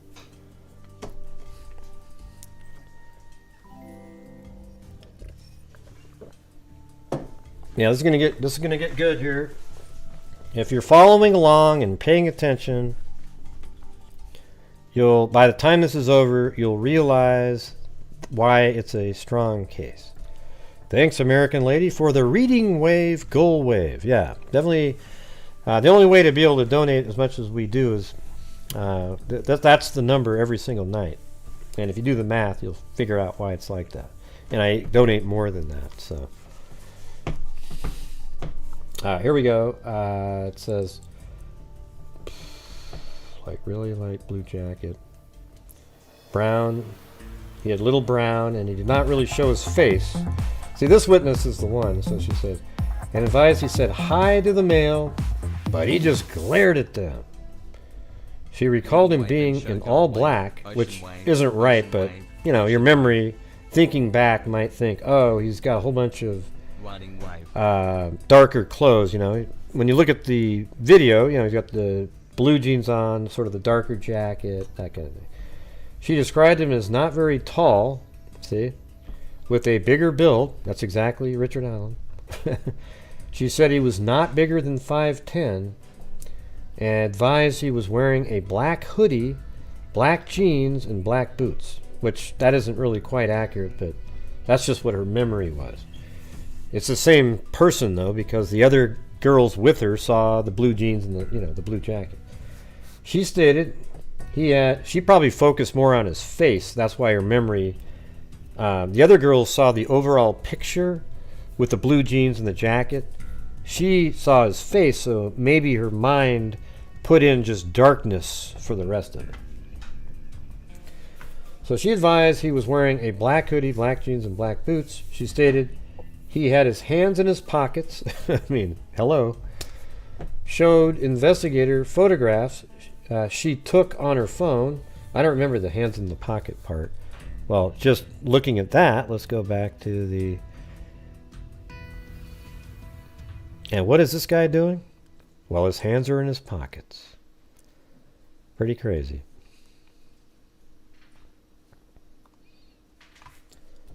Okay.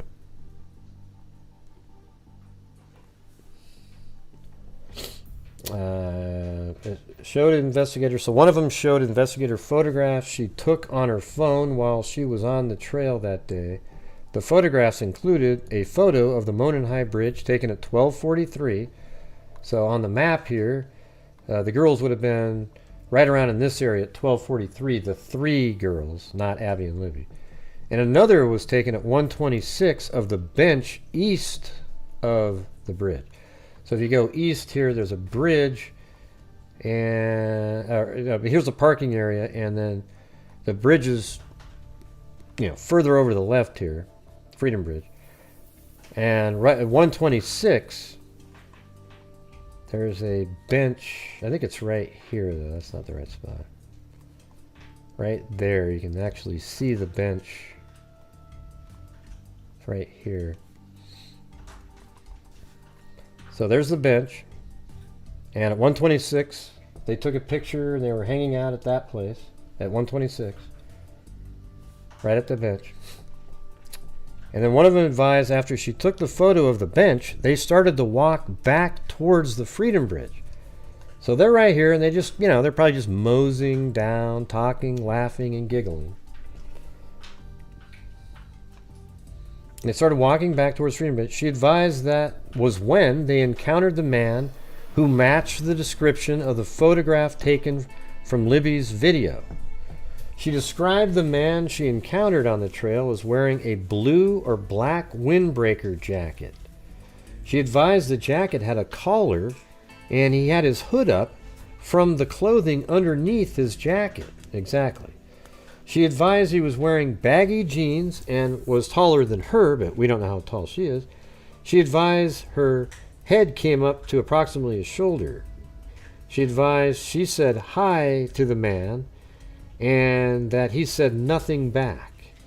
She stated he was walking with a purpose, like he knew where he was going. See, that gives us...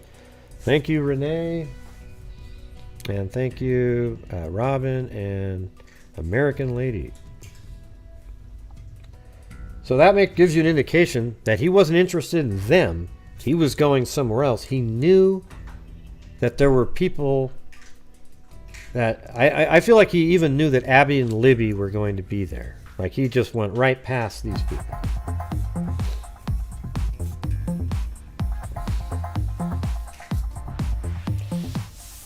Yeah, so he was walking with a purpose. Do you think the case against Richard Allen's stronger than the case against Brian Kay? Yeah, well, I mean, I think they're like very similar, actually.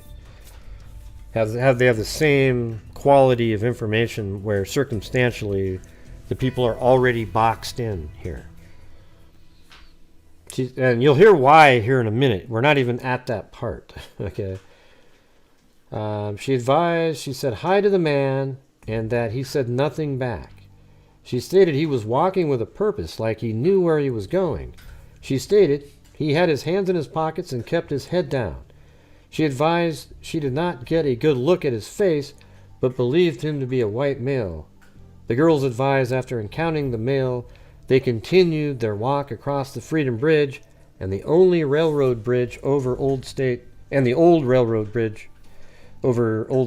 State Road 25. And apparently, they ran into him right in this area, based on what one of these 3 girls told a guy. There's a guy on Facebook that was actually communicating, much like he's actually in the documentary. I forgot his name for some reason, but he's in the documentary with Hannah Shakespeare. So right in this area right here is when they passed this individual with the blue jeans and the jacket.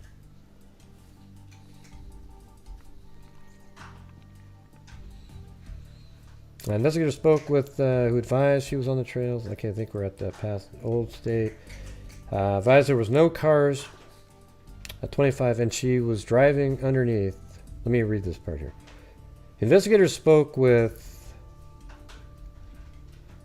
I think this is what I call this lady Susan. With Susan, who advised she was on the trails February 13, 2017. Video from the Hoosier Harvest Store captured Susan's vehicle traveling eastbound at 146. So remember that store here where Kelsey drove away at 149? Well, just 3 minutes before Kelsey drove away, this lady came and parked right here, and Kelsey even remembers seeing a car parked there.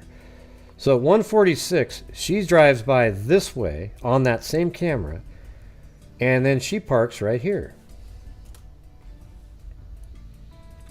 Entrance across from the Mears farm. So she parked across from the entrance at Mears farm. She advised she saw 4 juvenile females walking on the bridge. So she says 4 on the bridge over Old State Road 25 as she was driving underneath on her way to park. So she was driving like this. And when she came under here, she saw likely the same 3 girls walking over here, just taking their time. And she drove like this underneath the bridge, came down on 300 North, around, and then past the Hoosier Harvest Store right here, and is on camera at 146 there, parks here, probably gets out at 147, and then Kelsey gets there with Abby and Libby at probably 148, like a minute difference. Probably, it could even be, like she got there at 147, and then 149, so a 2-minute difference. And the girls, they didn't hustle anywhere. They were probably waiting around slowly, Abby and Libby, where this lady, Susan, that I call Susan, was there for an exercise and walking around. So she gets out at 140, let's just say 146 and a half. I mean, so she gets out of her vehicle. And Abby and Libby don't get there for another 3 minutes or so. She advised she saw 4 juvenile females walking on the bridge over the Old State Road 25 as she was driving underneath it. Susan advised there were no other cars parked across from the Mears farm when she parked. Exactly. So when she parked there wasn't a soul there. Had she stayed in her car, just 2 minutes later, she would have seen Abby and Libby get dropped off. She advised she walked to the Monon High Bridge, and listen to this. So she advised she walked to the Monon High Bridge and observed a male matching the one from Libby's video. She described the male she saw as a white male wearing blue jeans and a blue jean jacket. So she walked, Susan here, right like this, down to the trail and sees a man matching Libby's video image right here. Thank Zenzies.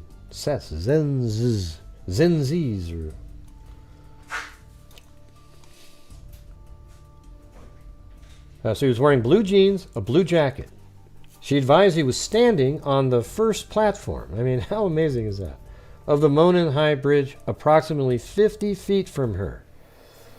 So she goes to right here where the gravel ends, and this individual standing on platform 1 right there. Now I have it kind of timed out because it takes like 6 minutes from the car to get over there. So, you know, let's just say she got there at 1:55-ish, you know, 6 or 7 or 8 minutes. Who the hell knows? But you work for your scary every penny. So he goes right there at 1:55. She walks down and she's right here and sees the person wearing the blue jacket and the blue jeans standing right here on platform 1.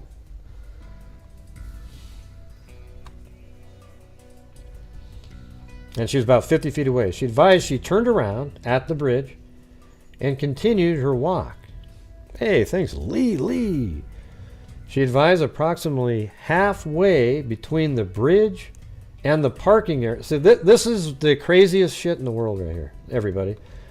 So when she's standing here, Libby and Abby were, you know, lollygagging, as my mom would say. They got out of the car and they're sort of whimsically walking around, maybe waiting for that cute guy, Anthony Schatz. Thank you, Lily. So Abby and Libby, Susan gets out, and she's already walking this way when Kelsey drives up, puts out Libby and Abby. They get out of their car, and they're kind of walking slowly, kind of just walking around. And then Susan goes all the way down here and sees the bridge guy standing on platform 1, then turns around and walks back. And then it says, she advised approximately halfway between the bridge and the parking area across from the Mears farm, she passed 2 girls walking towards the Monon High Bridge. She advised she believes the girls were Abby and Libby. I mean, how spooky is that shit? So she's walking back this way. Abby and Libby had just been dropped off. They start walking like this, and they pass each other somewhere around in this area. And she saw them, and guess what? Who is, type it in, who is the next person that Abby and Libby could possibly see while walking east here? Anybody?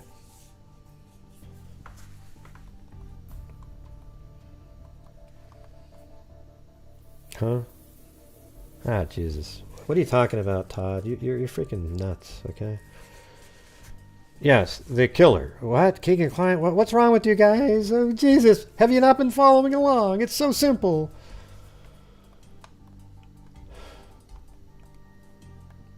The killer is right here on the bridge. The bridge guy, he's right there. Richard Allen, okay?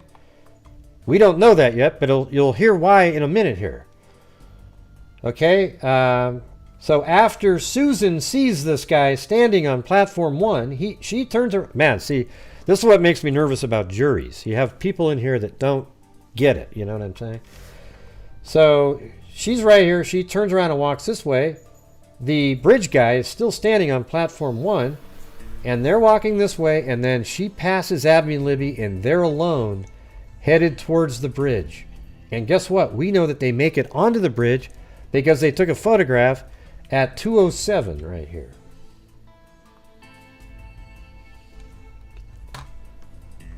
She advised she believed the girls were Abby and Libby, and it says vehicle traveling away from the entrance. Okay, hold on a second. Victim 1 and Victim 2, that's Abby and Libby. Video from the Hoosier Harvest Store shows at 1:49 p.m. a white car matching Kelsey's vehicle traveling away from the entrance across from the Mears farm. Then Susan advised she finished her walk and saw no other adults other than the male on the bridge. So the whole time she was walking around, she saw no other adults other than the male on the bridge. She advised when she was leaving, she noted a vehicle was parked in an odd manner. This Susan lady that I call Susan is the best witness they've got of a lot of things. She advised that when she was leaving, she noted a vehicle was parked in an odd manner at the old Child Protective Services building. She said it was not odd for vehicles to be parked there, but she noticed it was odd because of the manner it was parked. It was backed in near the building. Investigators received a tip from, and so when it was backed in, when she went over there, the vehicle was backed in right into here so it wouldn't show the license plate.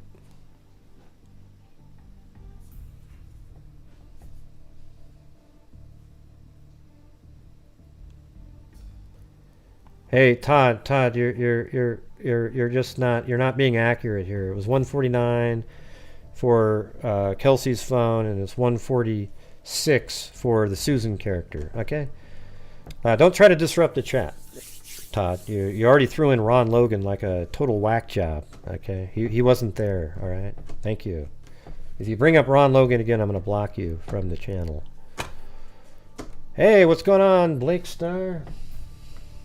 And that's just the way I do it here, everybody. You can be one of the crazy people. Just like the social media gray. No, it's a little different than that, don't you think? There's no evidence. She knew what? Yeah. So right here it says Abby and Libby from the Hoosier Harvester shows at 149, a white car. That's Kelsey's car. Matching Kelsey's car video traveling away from the entrance across from the Mears farm. Right, that must be, yeah, okay. Then Susan advised she finished her walk and saw no other adults other than the male on the bridge. Her vehicle is seen on Hoosier Harvester video at 2:14 leaving, westbound. So this Susan character that I call Susan, she finally, so this is probably what she did. She went over here, her first part of the walk to go to the bridge. Saw the guy there, turned around, passed Abby and Libby. Then she went walking way over here and then all the way back here. And then she makes it back to her vehicle that was parked right there. And she takes off at 2:14. That's what happened there. But she left westbound, so she came the same way she came. Remember how she came in like this at 146, parked, walked, boom, boom, boom, back. Then she goes west this time, and while she was leaving, that's when she noticed the car parked at the abandoned CPS building, and she could see it really clearly. On the way in, she didn't see it because you're going this direction. But on the way in, she glanced over and went, oh, wow, that's weird, you know. Does that make sense, everybody? Is that good?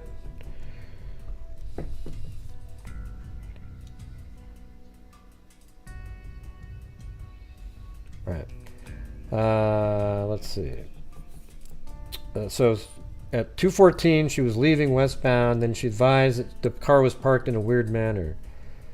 Investigators received a tip from a person in which he stated he was on his way to Delphi on State Road 25 at 2:10 p.m.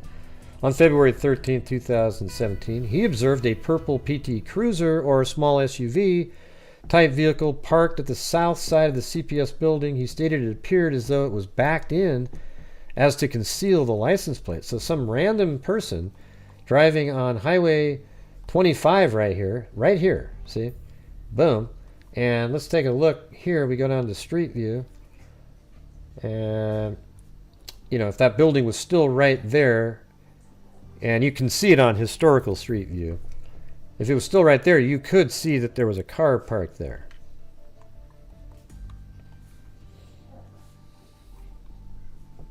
And he was in I think he said he was in a truck too, right? He stated it appeared though it was backed in to conceal the license plate.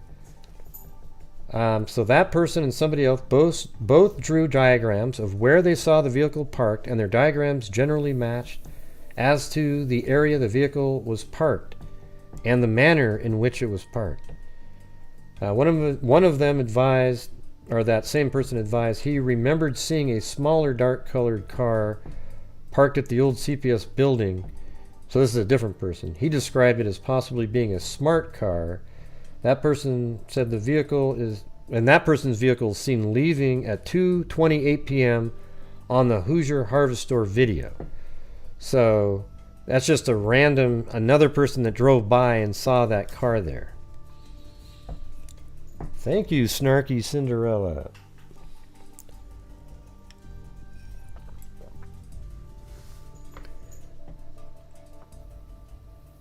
Yeah, we know. Hey, Todd, we know, man. Can you just let me get through the video, Todd? You're not interesting or, sleuthy or anything, okay? So just follow along. Try to learn something here. All right? Thanks, man. Really appreciate it. All right. Investigators spoke with another person who stated that she was traveling east on 300 North on February 13th. This one's crazy right here. So this is another lady who was traveling east on February 13th, 2022, and observed a male walking west on the north side of 300. So here's 300, and this person was walking west on the north side of 300. So not on this side, but on the north side. And they were walking away from the Monon High Bridge. She advised that the male subject was wearing a blue-colored jacket and blue jeans and was muddy and bloody. So remember earlier when people think, oh, they didn't cross the creek. Well, I think that's where the muddy part comes from. They crossed the creek. I know they crossed the creek. There is no chance they didn't cross the creek. So they cross the creek. They have to climb up the bank if they go up the steep part. This other part's just a little bit of a slopey area. And muddy, and he's got blood on him, just like the Ron Logan warrant said that the person would look like. So add that in here. The Ron Logan warrant said the person who killed Abby and Libby, because of the way they were killed, would necessarily have blood all over them. Okay? That's what they said. And here we got a person who's muddy and bloody. And it says she further stated, thank you, Tawny Lee. She further stated that it appeared he had gotten into a fight. Investigators were able to determine from watching the video from the Hoosier Harvest Store that this lady drove by at about 3:57. I mean, that is nuts. So check it out. Derek, he got here at 3:15. So he is, this is really wild. We were talking about it last night. So Derek, this isn't in the warrant or the document, the affidavit. Thank you. He got here at 3:15, you guys. And then what he did was he talked to the flannel shirt guy. Has nothing to do with the murders. He talked to him. The flannel shirt guy said he was at the bridge over here and he saw a couple arguing, a man and a woman arguing about something. But remember, this is 3:15. The girls were at 2:07. So there was other people, Cheyenne, various other people that were moving around, walking around. They never saw, by the way, the bridge guy. None of these people. And the reason they didn't see him is because he's off killing Abby and Libby across the creek on the other side. So anyways, right over here at 3:15, Derek, instead of going to the bridge now, he thought he would go down this trail right here. And he did. He walked down here, didn't find them, and he walks back up. He gets back up here at 3:30. Then he walks over to the Freedom Bridge, and he gets back here at 4 to his car that was parked right here. Now look how crazy this is. When he gets to his car at around 4 here and starts calling everybody to come help look, 3:57, Richard Allen is somewhere here walking east. I mean, my God, you guys. I mean, when he was here, did he cut across behind the houses or something? Because apparently he doesn't show up on the camera over here. But he's walking west. Did he cut across and make his way back over here? I mean, this is insane. I mean, Derek was right there, you guys. Unbelievable. He's back at his car right around 4, and a person like Richard Allen is seen muddy and bloody at 3:57 walking this direction. Yeah, exactly, EI Rule. They almost run into each other. It's insane. Even if Derek was like, let's say here and, whatever it is, it doesn't even matter. Like if he was at the Freedom Bridge here, look how close the car is. It was right there. It's just mind-boggling. Through interviews, electronic data, photographs, and video from the Hoosier Harvest Store, investigators determined that there were other people on the trail. Yes, Cheyenne and the flannel shirt guy. They were there that day after 2:13 p.m. Those people were interviewed, and none of those individuals encountered the male. So somehow none of them saw him. It's amazing. Referenced above, witnessed by the juvenile girl. I think he was floating up in the air in a blimp or maybe an alien spacecraft. And those 3 girls, the juvenile girls, further, none of those individuals witnessed victim Abby and Libby. So none of them saw Abby and Libby, and none of them saw this bridge guy other than the 3 girls and the one I call Susan. Thank you, American lady. As opposed to any other country lady. So how's this going, everybody? Is it making sense again? I mean, where we put this whole thing in a long retrospective sort of bing, bing, bing, bing, bing, right? Hey, we got the goal already. Very cool, you guys. If you want to Chewbacca? keep on going, that's great too. I'll do Chewbacca if you want me to. Anyways, thank you guys. Investigators reviewing prior tips. Now listen to this, everybody. This is where we start looping it into Richard Allen. You're probably wondering, well, where's Richard Allen? How come you haven't brought up Richard Allen yet? Well, that's what we're doing right now. Investigators reviewing prior tips. Now, guess why they were reviewing prior tips? Here's what I think happened here. I think the investigation with Keegan Kline, they may have even gotten the name of Richard Allen from Keegan Kline. They may have gotten that name. And they find out that Richard Allen lives in Delphi. And they know that they've communicated with every single male in the Delphi area. But somehow his name is they can't find it. So investigators review prior tips, encountered a tip narrative. I mean, if I was the person that finally found this thing, first of all, I would send shivers up my spine. Secondly, I would think we blew it. So anyways, it says investigators reviewing prior tips encountered a tip narrative from an officer who interviewed Richard M. Allen in 2017. Listen to this. They have a date too. I guarantee you this date is in February of 2017. That narrative stated, Mr. Allen was on the trail. This is what Richard Allen tells this conservation officer. It is insane. He says that he was on the trail between 1:30 and 3:30. The exact time frame. It's incredible. He parked at the old Farm Bureau building, he called it, but there isn't one anywhere near there. The Farm Bureau building's way off in another direction. People think that's significant. It's not at all, because he's admitting that he was on the Monon High Trail.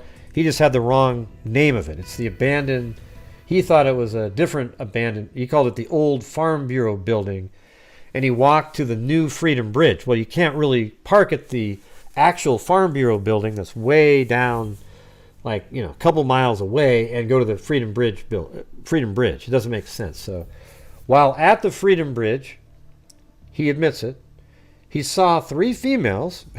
Guess what, everybody? Didn't we just talk about that a few minutes ago, right? The 3 women, the 3 girls that ran into him. One of them said he had a mask on and stuff like that. He admits to that. He told this conservation officer. He noted that so while at the Freedom Bridge, he saw 3 females. He noted one was taller and had brown or black hair. He did not remember description, nor did he speak with them. So this is the person that they saw at around, let's just say 1:35-ish. He walked from the Freedom Bridge, and he even admits it, everybody. Listen to this. He says, I walked from the Freedom Bridge to the High Bridge. He did not see anybody, although he stated he was watching a stock ticker on his phone as he walked. So this is his initial conversation that he had in 2017. So he states that he was looking at his stock ticker as he walked. He stated there were vehicles parked at the High Bridge Trail, however, did not pay attention to them. He did not take any photos or videos. That's all he said back then. He had a cell phone. Somehow it was missing. It did not have an MEID number, etc., etc. Investigators believe Mr. Allen was referring to the former Child Protective Service building, as there was not a Farm Bureau building in the area, nor had there been. So there you go. I think that absolutely explains that. Investigators believe the females he saw included, those are those 3 girls, due to the time they were leaving the trail, the time he reported getting to the trail, and the descriptions the 3 females gave. So remember, all the way back, early in this document here, information they've had for years, he's corroborating that he's the guy that they saw. I mean, it's unbelievable. And check this thing out. Investigators observed a vehicle that resembled Allen's 2016 Ford Focus on the Hoosier Harvestor video at 1:27 p.m. traveling westbound. Check it out, man. So here's where Richard Allen lives right here. He likely went like this. Drove down here, took a left, drove up here, went over the, I think this one's called the Wilson Bridge right here, over Deer Creek, drove right like this, boom, passes the cemetery, and then passes Mears, then goes by the Hoosier Harvestor at 127, drives up like this, then parks his car right there. Guess what? Remember the three girls that were at the bench at 126? They start walking like this. He gets out of his car at 127. Ding, ding, ding. They probably pass each other right there. It's almost exactly right in the middle. They pass each other right there at, let's just say, 132. Right here. Boom. He passes those three girls and walks this direction. Then remember at 146, Sue parks her car there. She gets out and sees the same person at the bridge at 155, standing right here. He's standing on platform 1, she said. Remember that? I should sell this in court. I should be the one that's doing this. I mean, it's just, man, to me, this is just absolutely damning shit. Hoosier Harvestor video at 1:27 p.m. Not only does the car driving by at 1:27 p.m., it matches what he told that investigator, that he was there from 1:30 to 3:30. Are you guys still paying attention to this? You don't seem as excited as I am. You guys are talking about other things. I can see it. It's like, hey, maybe you felt the wetness might recognize him, and things like that. It has nothing to do with what we're saying here. This is like really important shit. If you follow along here, you'll realize the gravity of it. The three girls saw him at like 1:32. He corroborates that. It matches the time that he says he got there. So the girls they saw was Richard Allen. The guy that the girls saw was Richard Allen. There is no doubt. So then after that, the individual walks down the trail and he makes it to the bridge and he's standing there. Because he was there for 2 hours, he said, and not another soul saw him after Libby and Abby were there. Sue, though, walked to the bridge and saw him standing on platform 1, the blue jacket, the blue jeans, the hat. Thank you, Kit Kat, the legend.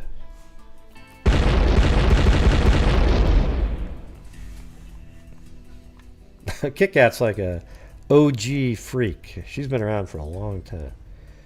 Years. What do you mean that's damaging too? It's incredibly, I don't even know what you're referring to, but what I just said right here, it is him. It is Richard Allen on platform 1. Do we all agree with that? He's the one that talked to the three girls. He admits to that. He doesn't say though that he saw this girl here. He won't admit to that.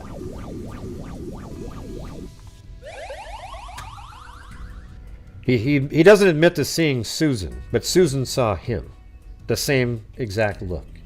And then she walks back to her car. Guess what? Okay, so let me go back to that part. So she's here at 1:55-ish. Richard Allen standing on the bridge.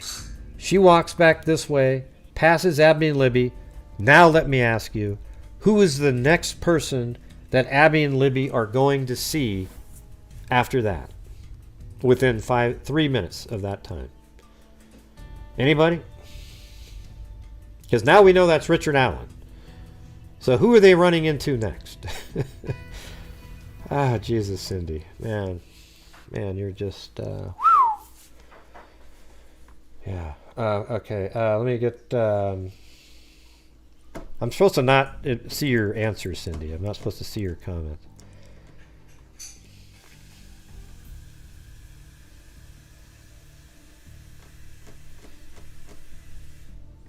Yeah, that's looking at the stock shit's bullshit, you guys. What are you talking about? And then later he said he was looking at fish. That's all garbage. You know what? If he was looking at anything on his phone, he was looking to see if he had any messages to get updated on where the girls might be. That's probably what was really happening. He wasn't looking at stock symbols. He wasn't looking at fish. If he was looking at his phone, he was trying to see if there was more updates on where some of his victims might be. It had nothing to do with any of that shit. That's what I'm going to tell you.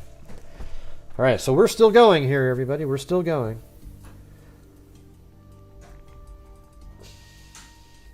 All right, so he said, so the Hoosier Harvester video shows a car consistent with Richard Allen's car traveling westbound by the Hoosier Harvester, which coincided with his statement that he arrived around 1:30 p.m. Absolutely. Investigators note witnesses described the vehicle parked at the former Child Protective Service building as a PT Cruiser, small SUV, smart car. Investigators believe those descriptions are similar in nature to a 2016 Ford Focus. Now people go, oh, it is not a smart car. It's nowhere near. Look, people just see stuff, you know. It's like when you're driving around, you're not really focused. You didn't need to know what brand a car was, so you're just kind of going by memory. But they all saw a vehicle parked backwards at the CPS building. Do you think all of a sudden there was 3 different cars that parked at the abandoned CPS building in succession, backing in, and just to try to trick somebody? Hey, good idea, Gray. I'm going to make a video showing that there was 3 different cars, a PT Cruiser, a small SUV, and a smart car that all back in, and then they...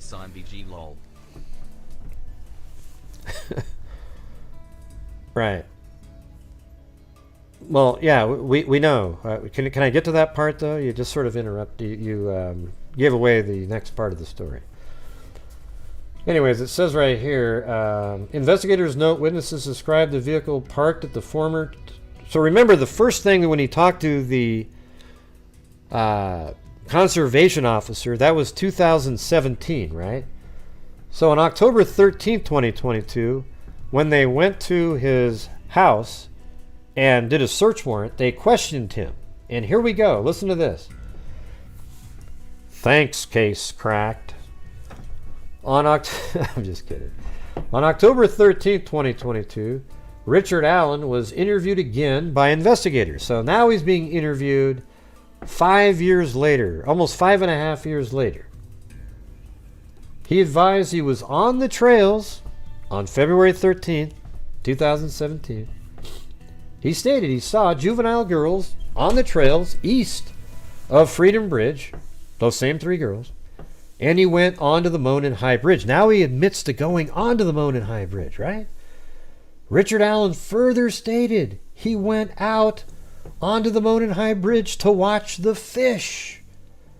Later in his statement, he said he walked out onto the first platform. Holy shit, everybody.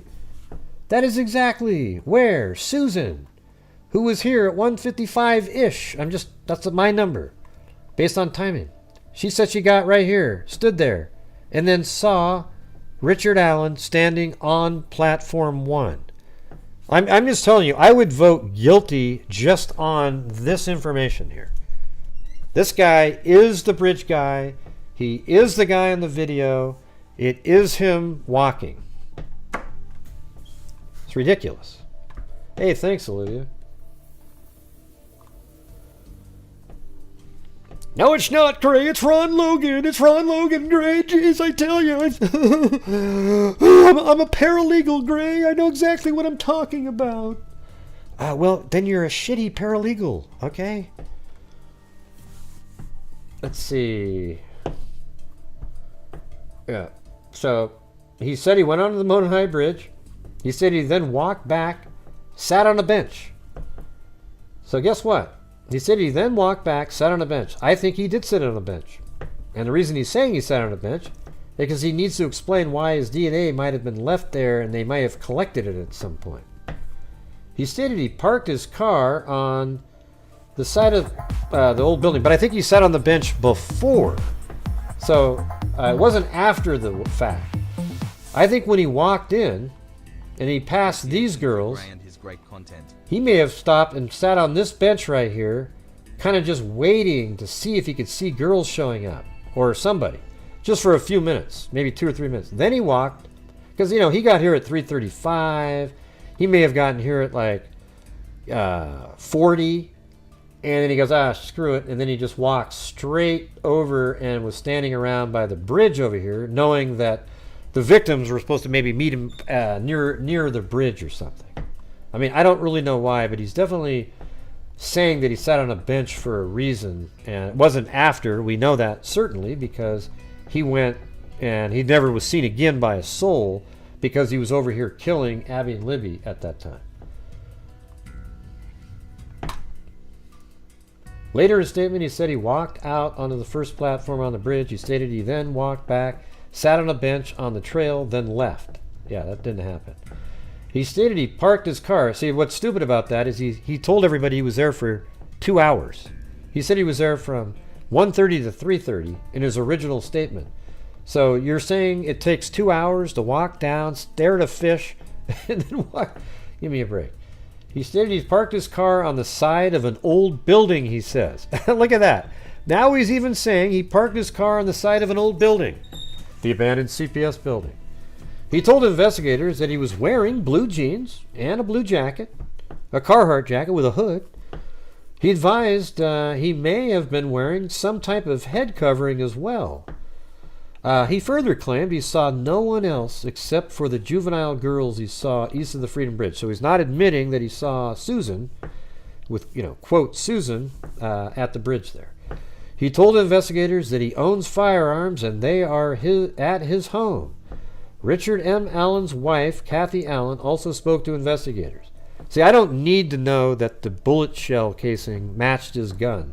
You could take that out of the story and he's guilty. This guy is the bridge guy. He is the person that is being filmed. It does help, though, because it places him at the crime scene. But he is the guy on the video who says down the hill. If you're somebody out there that thinks, oh, well, after he said down the hill, he went to McDonald's and he just let them keep going, he doesn't have any, then you're dumb, okay? This guy is the killer. 100%. I don't even, if for some miracle some stupid-ass jury goes, I don't think so, they're wrong, okay? This guy is the killer. No doubt about it. He advised he may have been wearing some type of headgear covering as well. He further claimed he saw no one else except for the juvenile girls he saw east of the Freedom Bridge. He told investigators that he owns firearms and they are at his home. Richard M. Allen's wife, Kathy Allen, also spoke to investigators.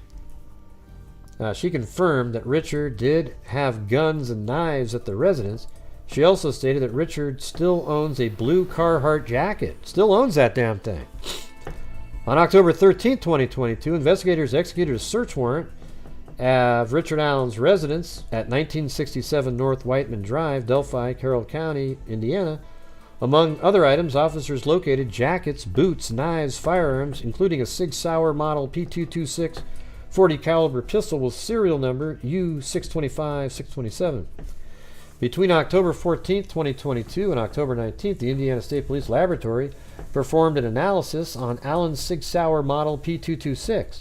The laboratory performed a physical examination and classification of the firearm, function test, barrel and overall length, measurement test, firing ammunition, component, characterization, microscopic comparison, and NIBIN. The laboratory determined the unspent round that was found way back in 2017 near Libby's body, but between both of their bodies, it was within 2 feet of Libby's body, had been cycled through Richard Allen's Sig Sauer model P226.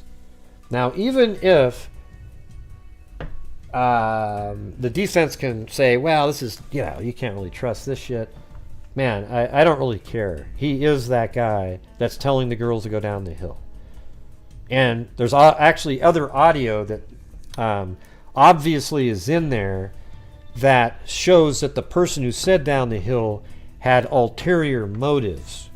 Okay, so that's all you would need to know. You'd have to be a moron to think after that somehow he had a change of mind and there just happened to be some other killer out there that killed him. Yeah.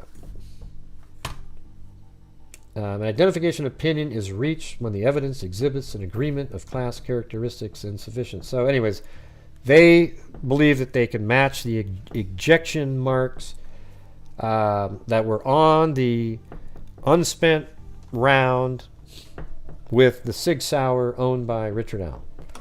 Investigators then ran the firearm and found that the firearm was purchased by Richard Allen in 2001. Richard Allen voluntarily came to the Indiana State Police Post on October 26, 2022. He spoke with investigators and stated that he never allowed anyone to use... Oh, wow. So Richard Allen went there again on the 26th. How'd they let him go home after admitting that he was the guy standing on platform 1, for God's sake? So remember, they had all that other information before. Imagine being an investigator. First of all, you're pissed as hell that this information wasn't given to you a long time ago. But you now know that there's a lady named Susan, that was standing on platform 1, near platform 1, who saw Richard Allen standing there. Then you have Richard Allen interviewed 5 years later, and he says, oh yeah, I was wearing the blue jacket, black, and I was standing on platform 1. That must have just sent shivers up somebody's spine right there. Yeah, I definitely think there's more people involved, everybody. We've already talked about this 17,000 times, everybody. I mean, how many here never watch this channel? I mean, we've talked about it a million times that Richard Allen, Keegan Kline, and other people are all part of this thing here. That's what it seems like. Right? We've all said this like a million times. I don't know if there was, we don't have any evidence at all that there was some other people standing around at the crime scene, because the only one that was muddy and bloody was the same individual that they all saw. There's no evidence that there was any other person at the crime scene other than the Richard Allen person. So that's the truth of it. I just think it's a much bigger story here. All right, so when you're repeating stuff on the channel, just go, oh yeah, like we've discussed before 1,000 times. I think it's like this. These cops couldn't find water if they fell off a boat. He couldn't find water if they fell out of the boat. Well, what if they fell out of a boat on a highway? Yeah, we've said that a million times, Zozo and Terry. Yep. Right. That's why I bet you he was looking at his phone to, maybe there was going to be an update. Hey, where are they? What's going on? They're going to have to look at that. I know, but you've heard me say it 100,000 times, though. I mean, we've all talked about how Keegan Kline, Richard Allen, they plotted and planned, how he probably said they're going to be here at this time. Here's what I need you to do. Maybe Keegan Kline has, used his phone to film what happened at the scene, then gave it back to Keegan Kline. Then he drove the phone. They took it with them to Las Vegas. That's why it was factory reset there. Jesus. Yeah. Well, it's just, I don't know, Cindy. It's kind of like one of those things when you've talked about something so many times, and then it's presented as like it's original or something. Carroll County Sheriff Department Detective so-and-so has been part of the investigation since it started in 2017. He has had an opportunity to review and examine evidence gathered in the investigation. Detective, along with other investigators, believe the evidence gathered showed... So this is where it kind of breaks it back down again. Gathered show that Richard Allen is the male subject on the video in Libby's phone who forced the victims down the hill. Okay? Further, that the victims were forced down the hill by Richard Allen. And this is what you come to, like, as we've been going through this is almost like what I've been saying. Just because it leads you to this. You almost don't need this breakdown at the end because it's clear. That the victims were forced down the hill by Richard Allen and led to the location where they were murdered. Through the statements and photographs of the juvenile females and the statements of other people, maybe, I don't know what those, they blacked them out, but maybe Susan and the other person were at the southeast edge of the trail. Oh, those are those three girls at 1243 east of Freedom Bridge at 126 and walked across the former railroad overpass over Old State 25 after 126 and before 146 when Susan was driving by.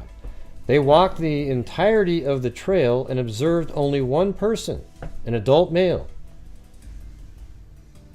Then Susan's vehicle is seen on the Hoosier Harvester video at 1:46 p.m. and then leaving at 2:14 p.m. And she stated she only saw one adult. Hold on.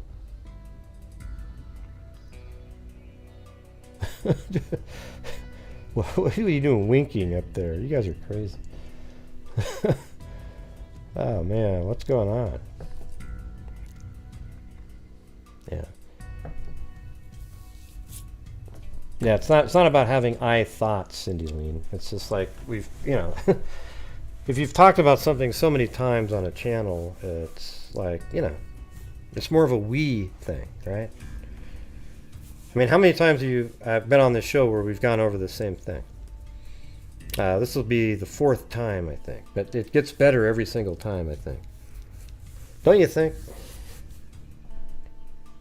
So anyways, through the statements and photographs of the juvenile females, so the 3 girls, they walked across a former railroad overpass. Remember when Susan was driving underneath it?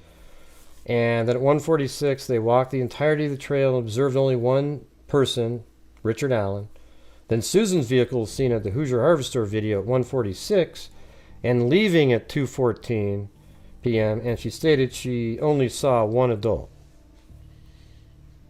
Right? So that's the same. Susan only saw one adult, and so did the 3 girls only saw one adult.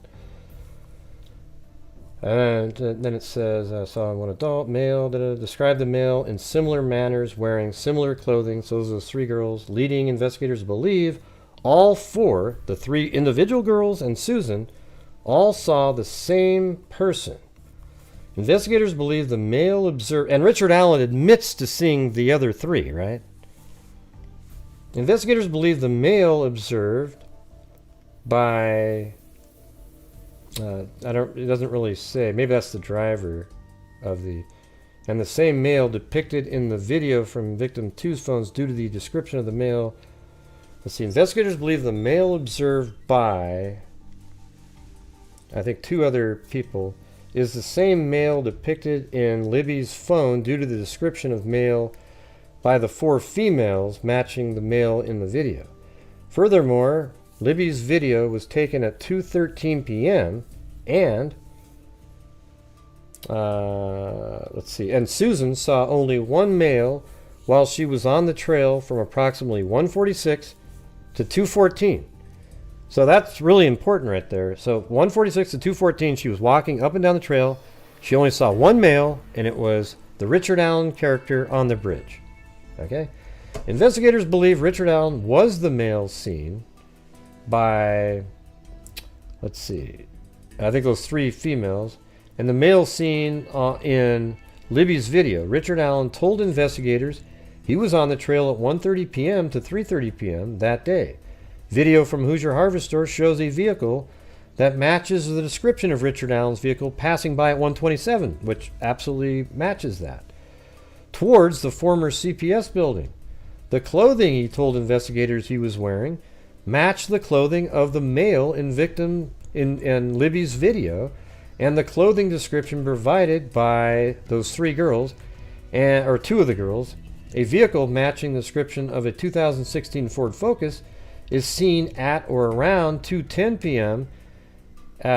What's interesting is he must have drove home heading east, because he doesn't drive by the Hoosier Harvester when he was leaving. The clothing he told investigators he was wearing matched the clothing of Libby's video and the clothing description provided. A vehicle matching the description of the 2016 Ford Focus is seen at 2:10, 2:14, and 2:28 at the former CPS building. Through his own admission, Richard Allen walked the trails and eventually hiked to the Monon High Bridge and walked out onto the Monon High Bridge.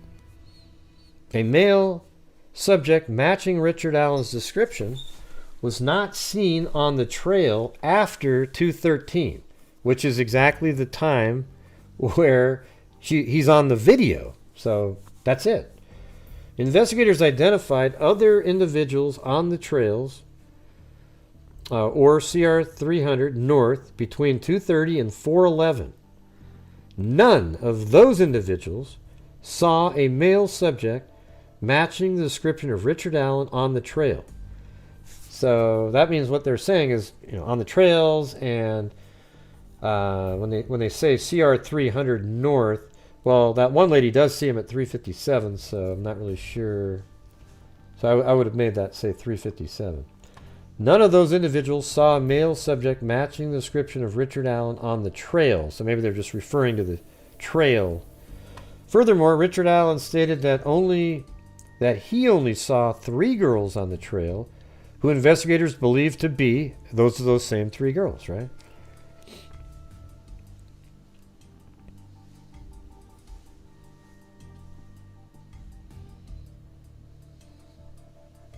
Yeah. Investigators believe Richard Allen was not seen on the trail after 2:13 p.m. because he was in the woods with Abby and Libby. An unspent 40 caliber round between the bodies of Abby and Libby was forensically determined to have been cycled through Richard Allen's 6-hour model P226. The 6-hour model P226 was found at Richard Allen's residence, and he admitted to owning it.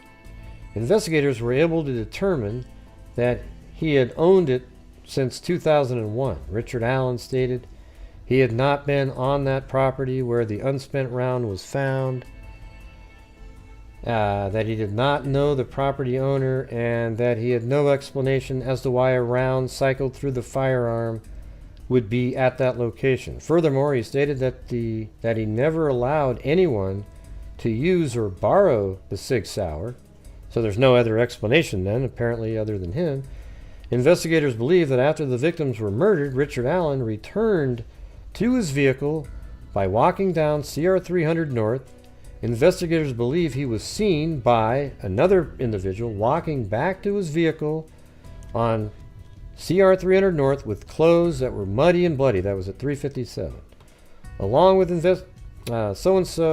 investigators believe the statement made by witnesses, because the statements corroborate the timeline of the death of 2 victims, as well as coincide with the admissions made by Richard Allen. Further, the accounts relayed by those 3 girls are similar in nature, and timestamps on the photographs taken by probably Libby corresponds to the times the juvenile females said, or let's see, photographs taken. Yeah, must be that. Correspond to the times the juvenile that's the girl with the phone, one of the 3 girls. So the timestamp photographs taken corresponds to the times the juvenile females said they were on the trail and saw male individuals. So there you go. Yep, that's right, Cindy Lynn. People can do what they want. I mean, everybody does what they want, but sometimes when you do what you want, it's not really accurate. You know what I'm saying? Yeah, people can say whatever they feel like saying. Hey everybody, I think the earth is flat. Hey, I can say what I want, guys. Gee. Well, it's not, so... I mean, it might appear flat. As a matter of fact, when you're at a bowling alley, it looks pretty damn flat, doesn't it? Hey everybody, I'm a mutant from the Bermuda Triangle. Ha ha! That's hilarious. God, what a waste of time.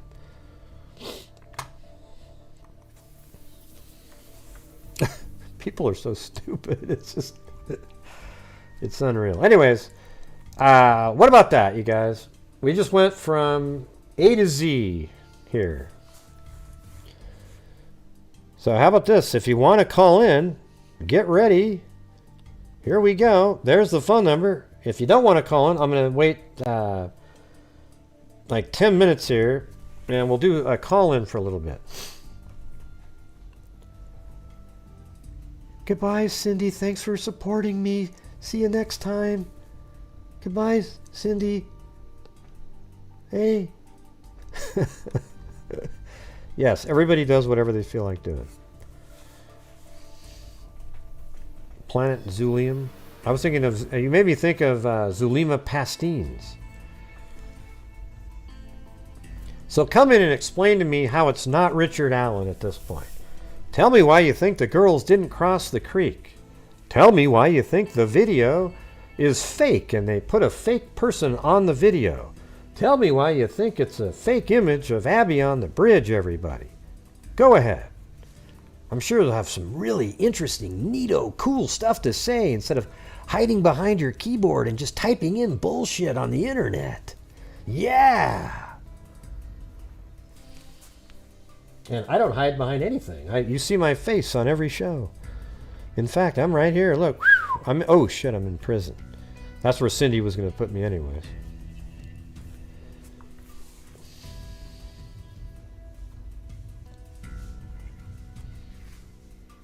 I don't have a drink handy. I was thinking of getting one though.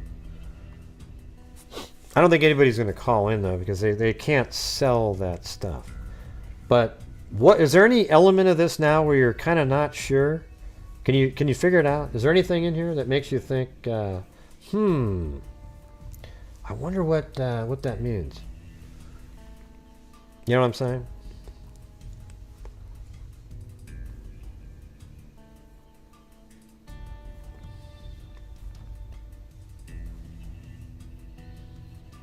You didn't seem to think. Yeah, come in and what element in here makes you still wonder? Yes, ma'am, Zozo. I'll quit being. I wasn't being an ass. It's just like, come on, you guys.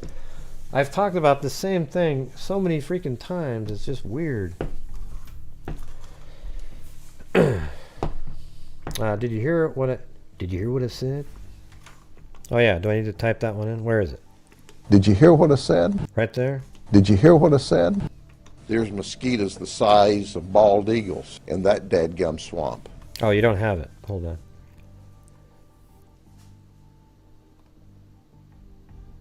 It's this one right here. There we go. Now you got the numbers. All right. Cool. I'll be back in a minute.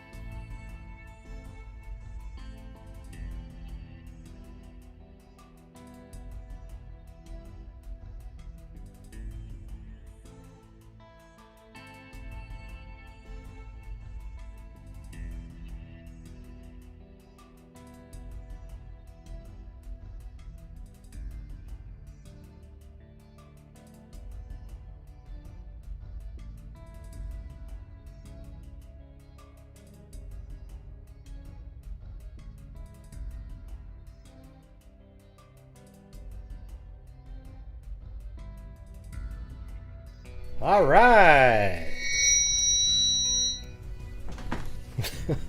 Mark's drunk. Anyways, anybody have any questions, I guess? There's no, nobody's going to call in because they can't sell bullshit. But they love a YouTuber that'll just tell you something without it really proving anything. Like, anyway, let's see. The guy whose channel's name rhymes with Mop Facts. Okay, the channel that rhymes with that is a complete joke. Okay, I don't give a shit what he ever did in his last life or whatever. He's out there telling people that the image of Abby's fake. There's something that's just not right with it. There's something off. What an embarrassment.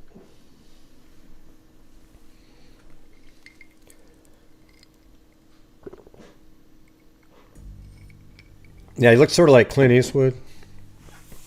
That's about it. Well, he won't be able to call in. You know what he said on his show? He said, "Oh yeah, there's this video. I mean, this image isn't real. I'm not going to go into why it isn't, but yeah, something's weird about it. Yeah, I'm not going to go into it though. You ever seen me do that? Have you ever seen me tell you something about an image and just go, I'm not going to tell you why, but hell no. I go through the whole thing and prove it to you." Oh, here we go. Hello, who's 913? Mike Cadell. Oh yeah, what's going on? Hey, how you doing? Great show tonight. It helped Hey. seal up all the loose ends about this case that's dragged on for so many years. Mm-hmm. However, I have a couple questions. Oh, we got a however, or a but. Yeah, what is it? I just wanted to ask you some questions. Okay. Yeah. All right, thank you. All right, so first off, the use of minors, juveniles, and the probable cause affidavit, or excuse me, and the arrest warrant, maybe. I'm getting the documents confused. Now these young people are probably older now because of the many years that it's taken for them to arrest Richard Allen. I wonder if, under cross-examination by the defense, if their testimony may change. We won't know that. Don't you find that a little shaky? Why would they change it?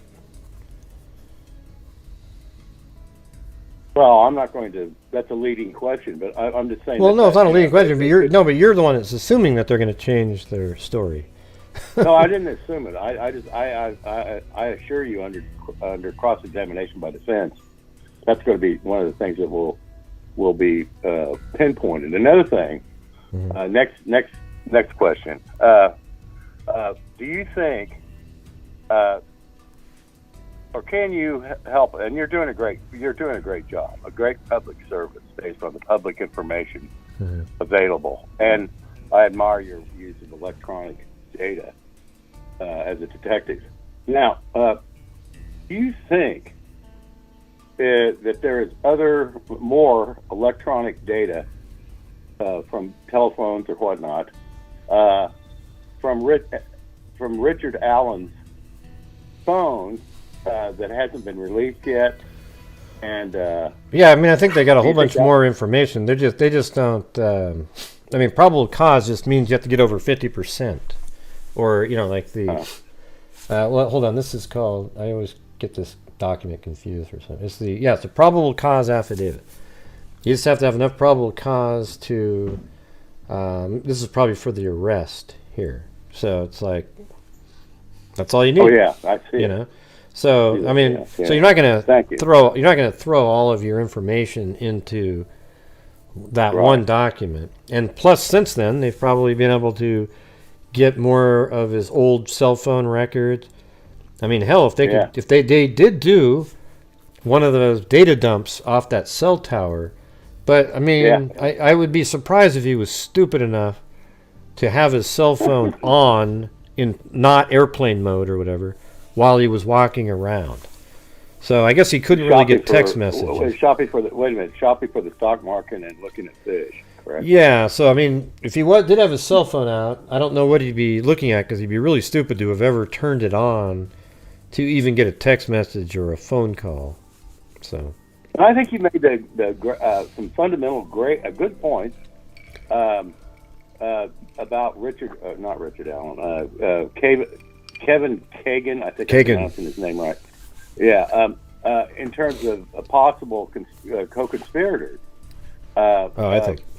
Yeah. But I'm wondering if they would withhold that information because you alluded that there's a possible larger conspiracy of a pedophile ring in Indiana. Is that where? Yeah, Indiana. Mm-hmm. So I mean, of course, the internet, as you well know, is worldwide. I think that's a very good point, but I don't think you've answered that. I mean, or at least your criticisms, which you're very good at. Where's the state of Indiana on that? Could you help us, your audience out, including myself, about is there any development on that in terms of this? All these federal and state officers showing up with Kevin. They didn't. Well, they didn't show up. They all met him at a.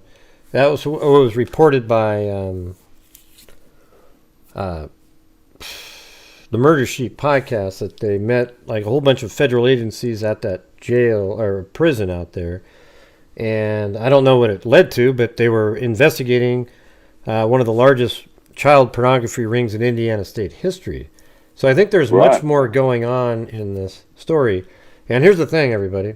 I've said this 100,000 times too, but I'm sure somebody will repeat it, is that to think Richard Allen isn't connected to Keegan Kline would mean that you would have to believe, since Keegan Kline communicated with Libby on the day of the murders, and he says in another document says that the Anthony Schatz profile, when one of Libby's friends said, "Did you hear what happened?" He goes, "Oh, wow." He said, "Oh my God, what?" or something.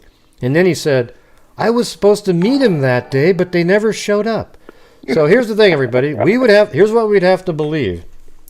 That the catfishing account of Keegan Kline that was done by the Anthony Schatz profile only didn't get to meet Libby because another random serial killer-like person killed both of them before he got to meet them.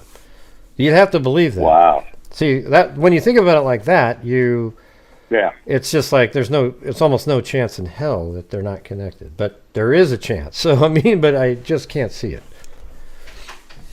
It's really tough to prove a conspiracy case on across federal state lines on a federal level. I know that, and but that doesn't mean what it happened. It did not, it did not happen. But one of the great things about your show is that if you get through the trolls, you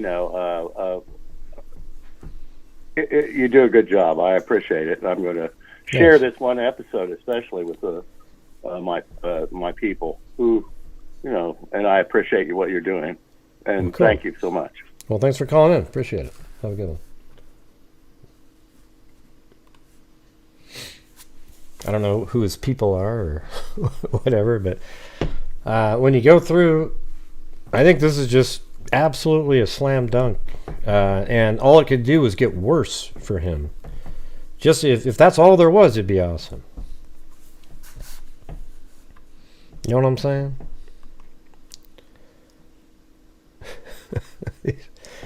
Oh, this is crazy.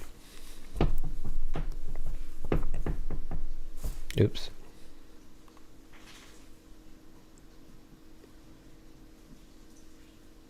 I think I'm not sure what was wrong with Revengeance's comment. I think you accidentally hit the wrong one. Well, there's no other callers, but hey, we had one. That's pretty good.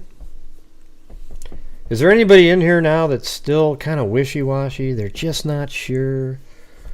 It didn't make sense to them what we were saying. I went through the whole story tonight, from start to finish with the key moments. I didn't show the first press conference. You can always go out and watch it, but I told you what the main elements were. And that was it, man. I'm sure you're not, Zozo. I'm sure you're just absolutely got it nailed. Don't be an ass, okay? Jesus. I think they would solve this a lot earlier if they are connected. No. So you don't think they're connected, Nathan, man? So somehow the catfishing account didn't get to meet the girls only because a random killer killed them? The reason Richard Allen was just an unknown person, and Keegan Kline is somebody they've been working on for years, where he finally cut a deal. Even though they say he didn't, he pled guilty, and he's going to get sentenced.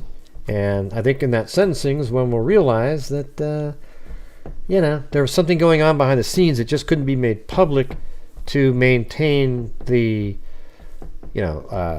like integrity or safety for himself, maybe even in prison or something.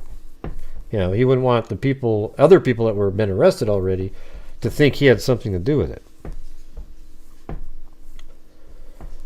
Yeah, I don't know how anybody could read what we just did and went over it over and over again, how you could possibly think anything other than that's Richard Allen. He is the bridge guy. He is the killer.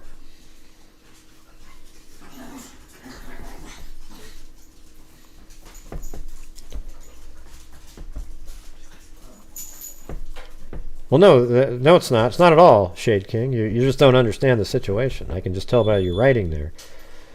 So the idea of the girls being set up to meet Anthony Schatz and Richard Allen going instead is a bit iffy. No, it's not. Richard Allen is the lure, just like they're not even real people anyways.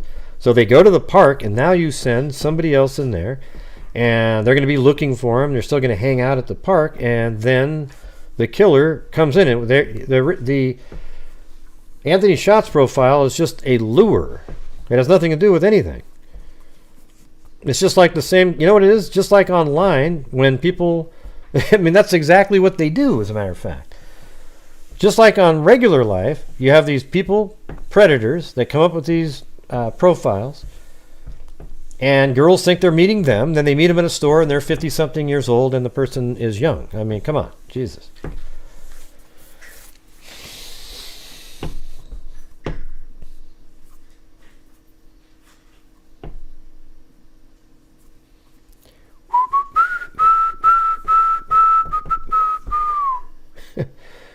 Yeah, can you guys just don't worry about the trolls. We just block and move. You don't need to refer to them, Cindy, like you do every single time. And everybody just forget it. They're so stupid, it's almost mind-boggling. All right? They live for the Delphi case.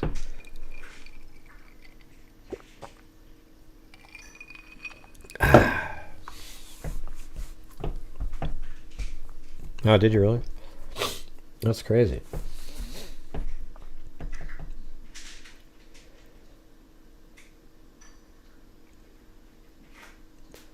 Yeah, but see, like again, Shade King isn't aware of the case. So, the girls were on the bridge.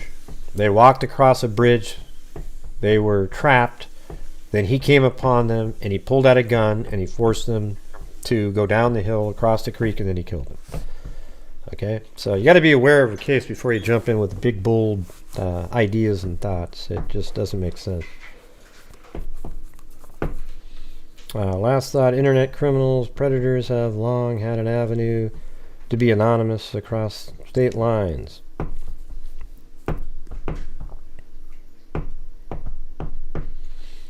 Oh, by the way, Cindy, the two episodes tomorrow on the Jodi Arias is like 6 hours. It's a long one. She just keeps rambling and rambling and rambling. But they kind of mix it up because they bring another witness on for a few minutes, but she still kind of isn't being able to be crossed yet, even though she got off the stand. I don't know how that works. And then she goes back on it again. I hope they televise it. For sure.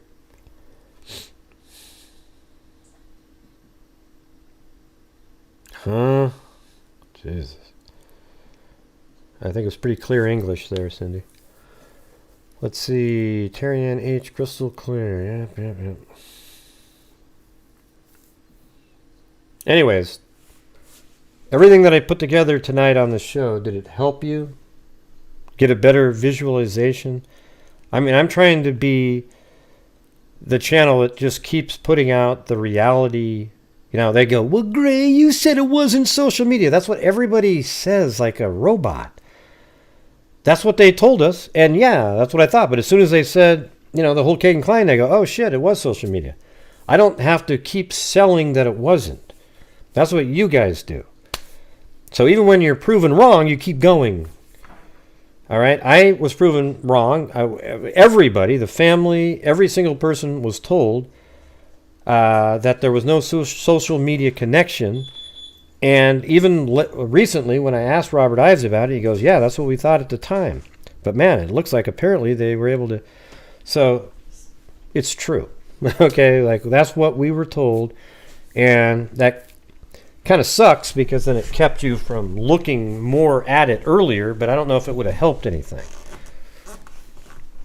There might have been more people that noticed, though, the Keegan Kline Anthony Schatz profile earlier since that document was out. Like there may have been somebody that would have found that way earlier and that might have sort of sped up the timeline a little bit.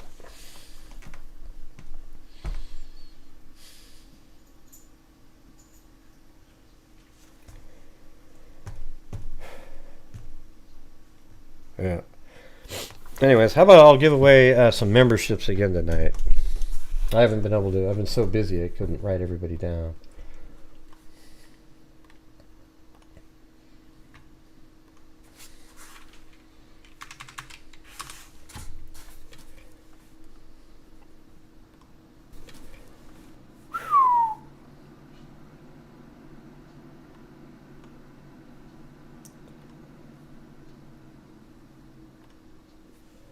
And here we go.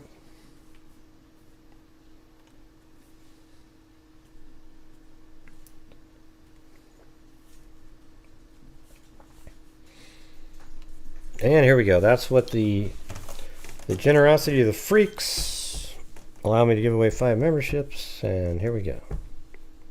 I thought you were already a member, Michelle Mudd.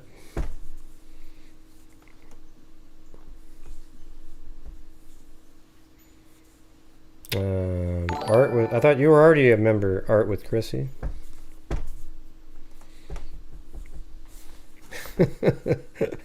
Yeah, I like how the gifting outs people. It's hilarious. They're hiding in the background and they get popped out in the. It's hilarious.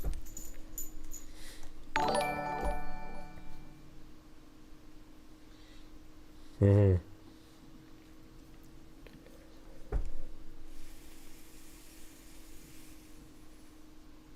Oh.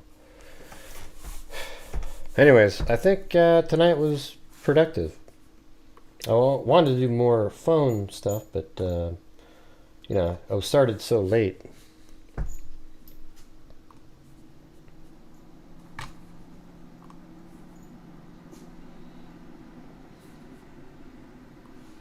I just think this is just absolutely, it's so incredible. Especially when he later says he was standing on platform 1, right where Sue sees him. And that therefore he is the guy that she walked away from. And then Libby and Abby walked past him, and I think he went sort of over here. Then they went on the bridge, because he's not in the long shot of the image of the full bridge that Libby takes, and he is not in the image of Abby either. So that means at that point he's kind of like back in here somewhere, just can't see him in the picture. Then he waits and he can see that they're out on the bridge. Then he starts coming. Then they start hustling because they didn't want to have to cross him on the bridge. They go to the other side and they just kept getting nervous and more nervous and more nervous and more nervous as he kept getting closer and closer and closer. Then Libby turns on her camera and he's sort of hustling up behind Abby and comes up closer and closer. Then Abby gets off the end of the bridge, gets behind Libby, and he's just almost off, and he says, guys. And then he pulls out a gun down the hill. They're forced to go down the hill right there, cross the creek. He kills them over here. He's with them for a long time, like an hour and a half. Then he comes up this direction, and he's seen Muddy Bloody at 357 walking this way, goes back to the car that he parked at the abandoned CPS building and admitted that he parked the car at the abandoned CPS building at around 1:30 and then went to the bridge where he passed 3 girls that said that they saw him here and he missed seeing those same 3 girls. Man, he's toast.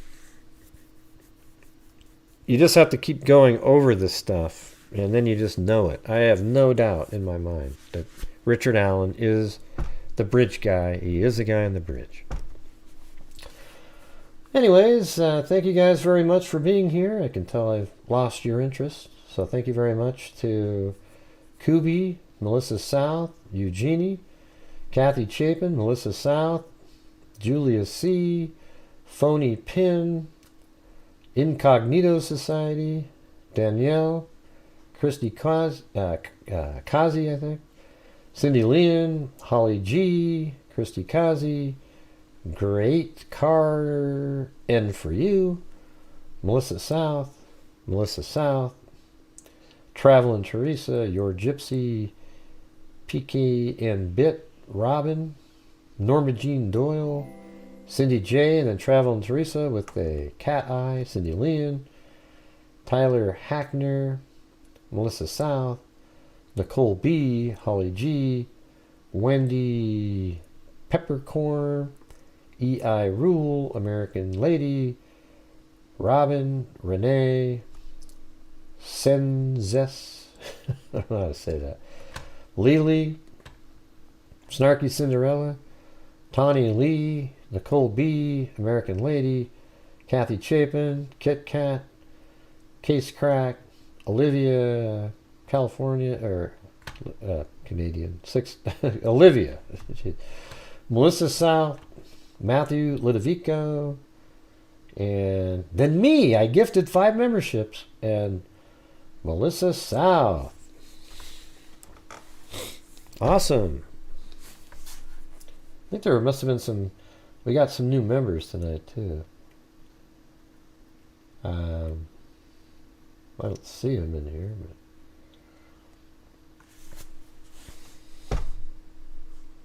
but thank you guys very much for being here and supporting the channel. Got past the goal. I think it was a pretty interesting night. What do you guys think?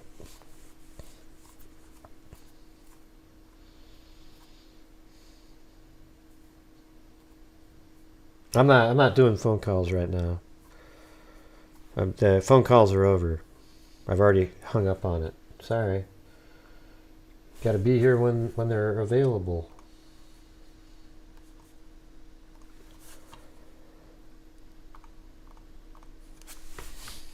Jesus, weren't you paying attention when I said? Okay, everybody, thank you for being here. We'll see you guys tomorrow. Well, I'm going to be golfing tomorrow, but I'll play the Jody area is 6 hours. There'll still be a goal in there, but maybe I won't make it as high. But it is 6 hours a show. I'm still editing it right now, so we'll see how it goes. But 6 hours. I'm going to start it playing. It'll have a timer, and if somehow the audio shifts drivers, I won't be able to fix it. So I apologize for that in advance, but I won't be able to fix that because I'm not there. It's just one of those things, you know. Ron Logan's not the killer, man. Yeah. Ron Logan might be part of the pedophile, sex, the Dropbox or something, and maybe there was some other association, but Ron Logan is not the guy on the bridge. Okay, I think everybody knows that. That's got a rational mind. So, all right, everybody, thank you very much for being here, and I'll probably see you for part of tomorrow when I get it started. You won't see me, though, because that computer doesn't have a camera on it. But thank you all very much. We'll see you tomorrow. And as I always say, everybody, until next time, be safe out there. And a 1 and a 2 and a 3 and a 4 and a 5. Yeah, I've been doing this true crime thing for quite a while now. And during this whole time, I have not seen one person. I was in jail, wasn't I? A crime dissector. Plug rejector, I'm a certified human lie detector. Gonna get ya on a stretcher if you try and play me like an old projector. Crime sector is my nectar. Professor Grego's gonna give another lecture. Crime collector, freak connector, and I'm always gonna be a pup protector. Fool deflector, interceptor, and I'm meaner than a spectre with a vector on his pector. With all respect, y'all, just remember I've a temper fucking checked ya. I have no agenda. I'm the pretender, and I'll serve it to you straight without the blender. And in the end, I'm gonna send ya on a mission to reveal the true offender. Yeah, so I'll just get right back to work. All right, everybody? Talk to you later. Yeah, you don't hear anybody put him in the clear, but nobody ever put him in the not clear. There was absolutely perfect explanations why law enforcement, they just kept selling stuff really vaguely in that document so that they could search Ron Logan's property because they wanted to. But they never found a damn thing. If they had found one shred of evidence at his property, he would have been arrested a long time ago. So anyway, see you later. I'm not interested. Not see Mike. Just not interested, all right? So have a good evening and be safe out there.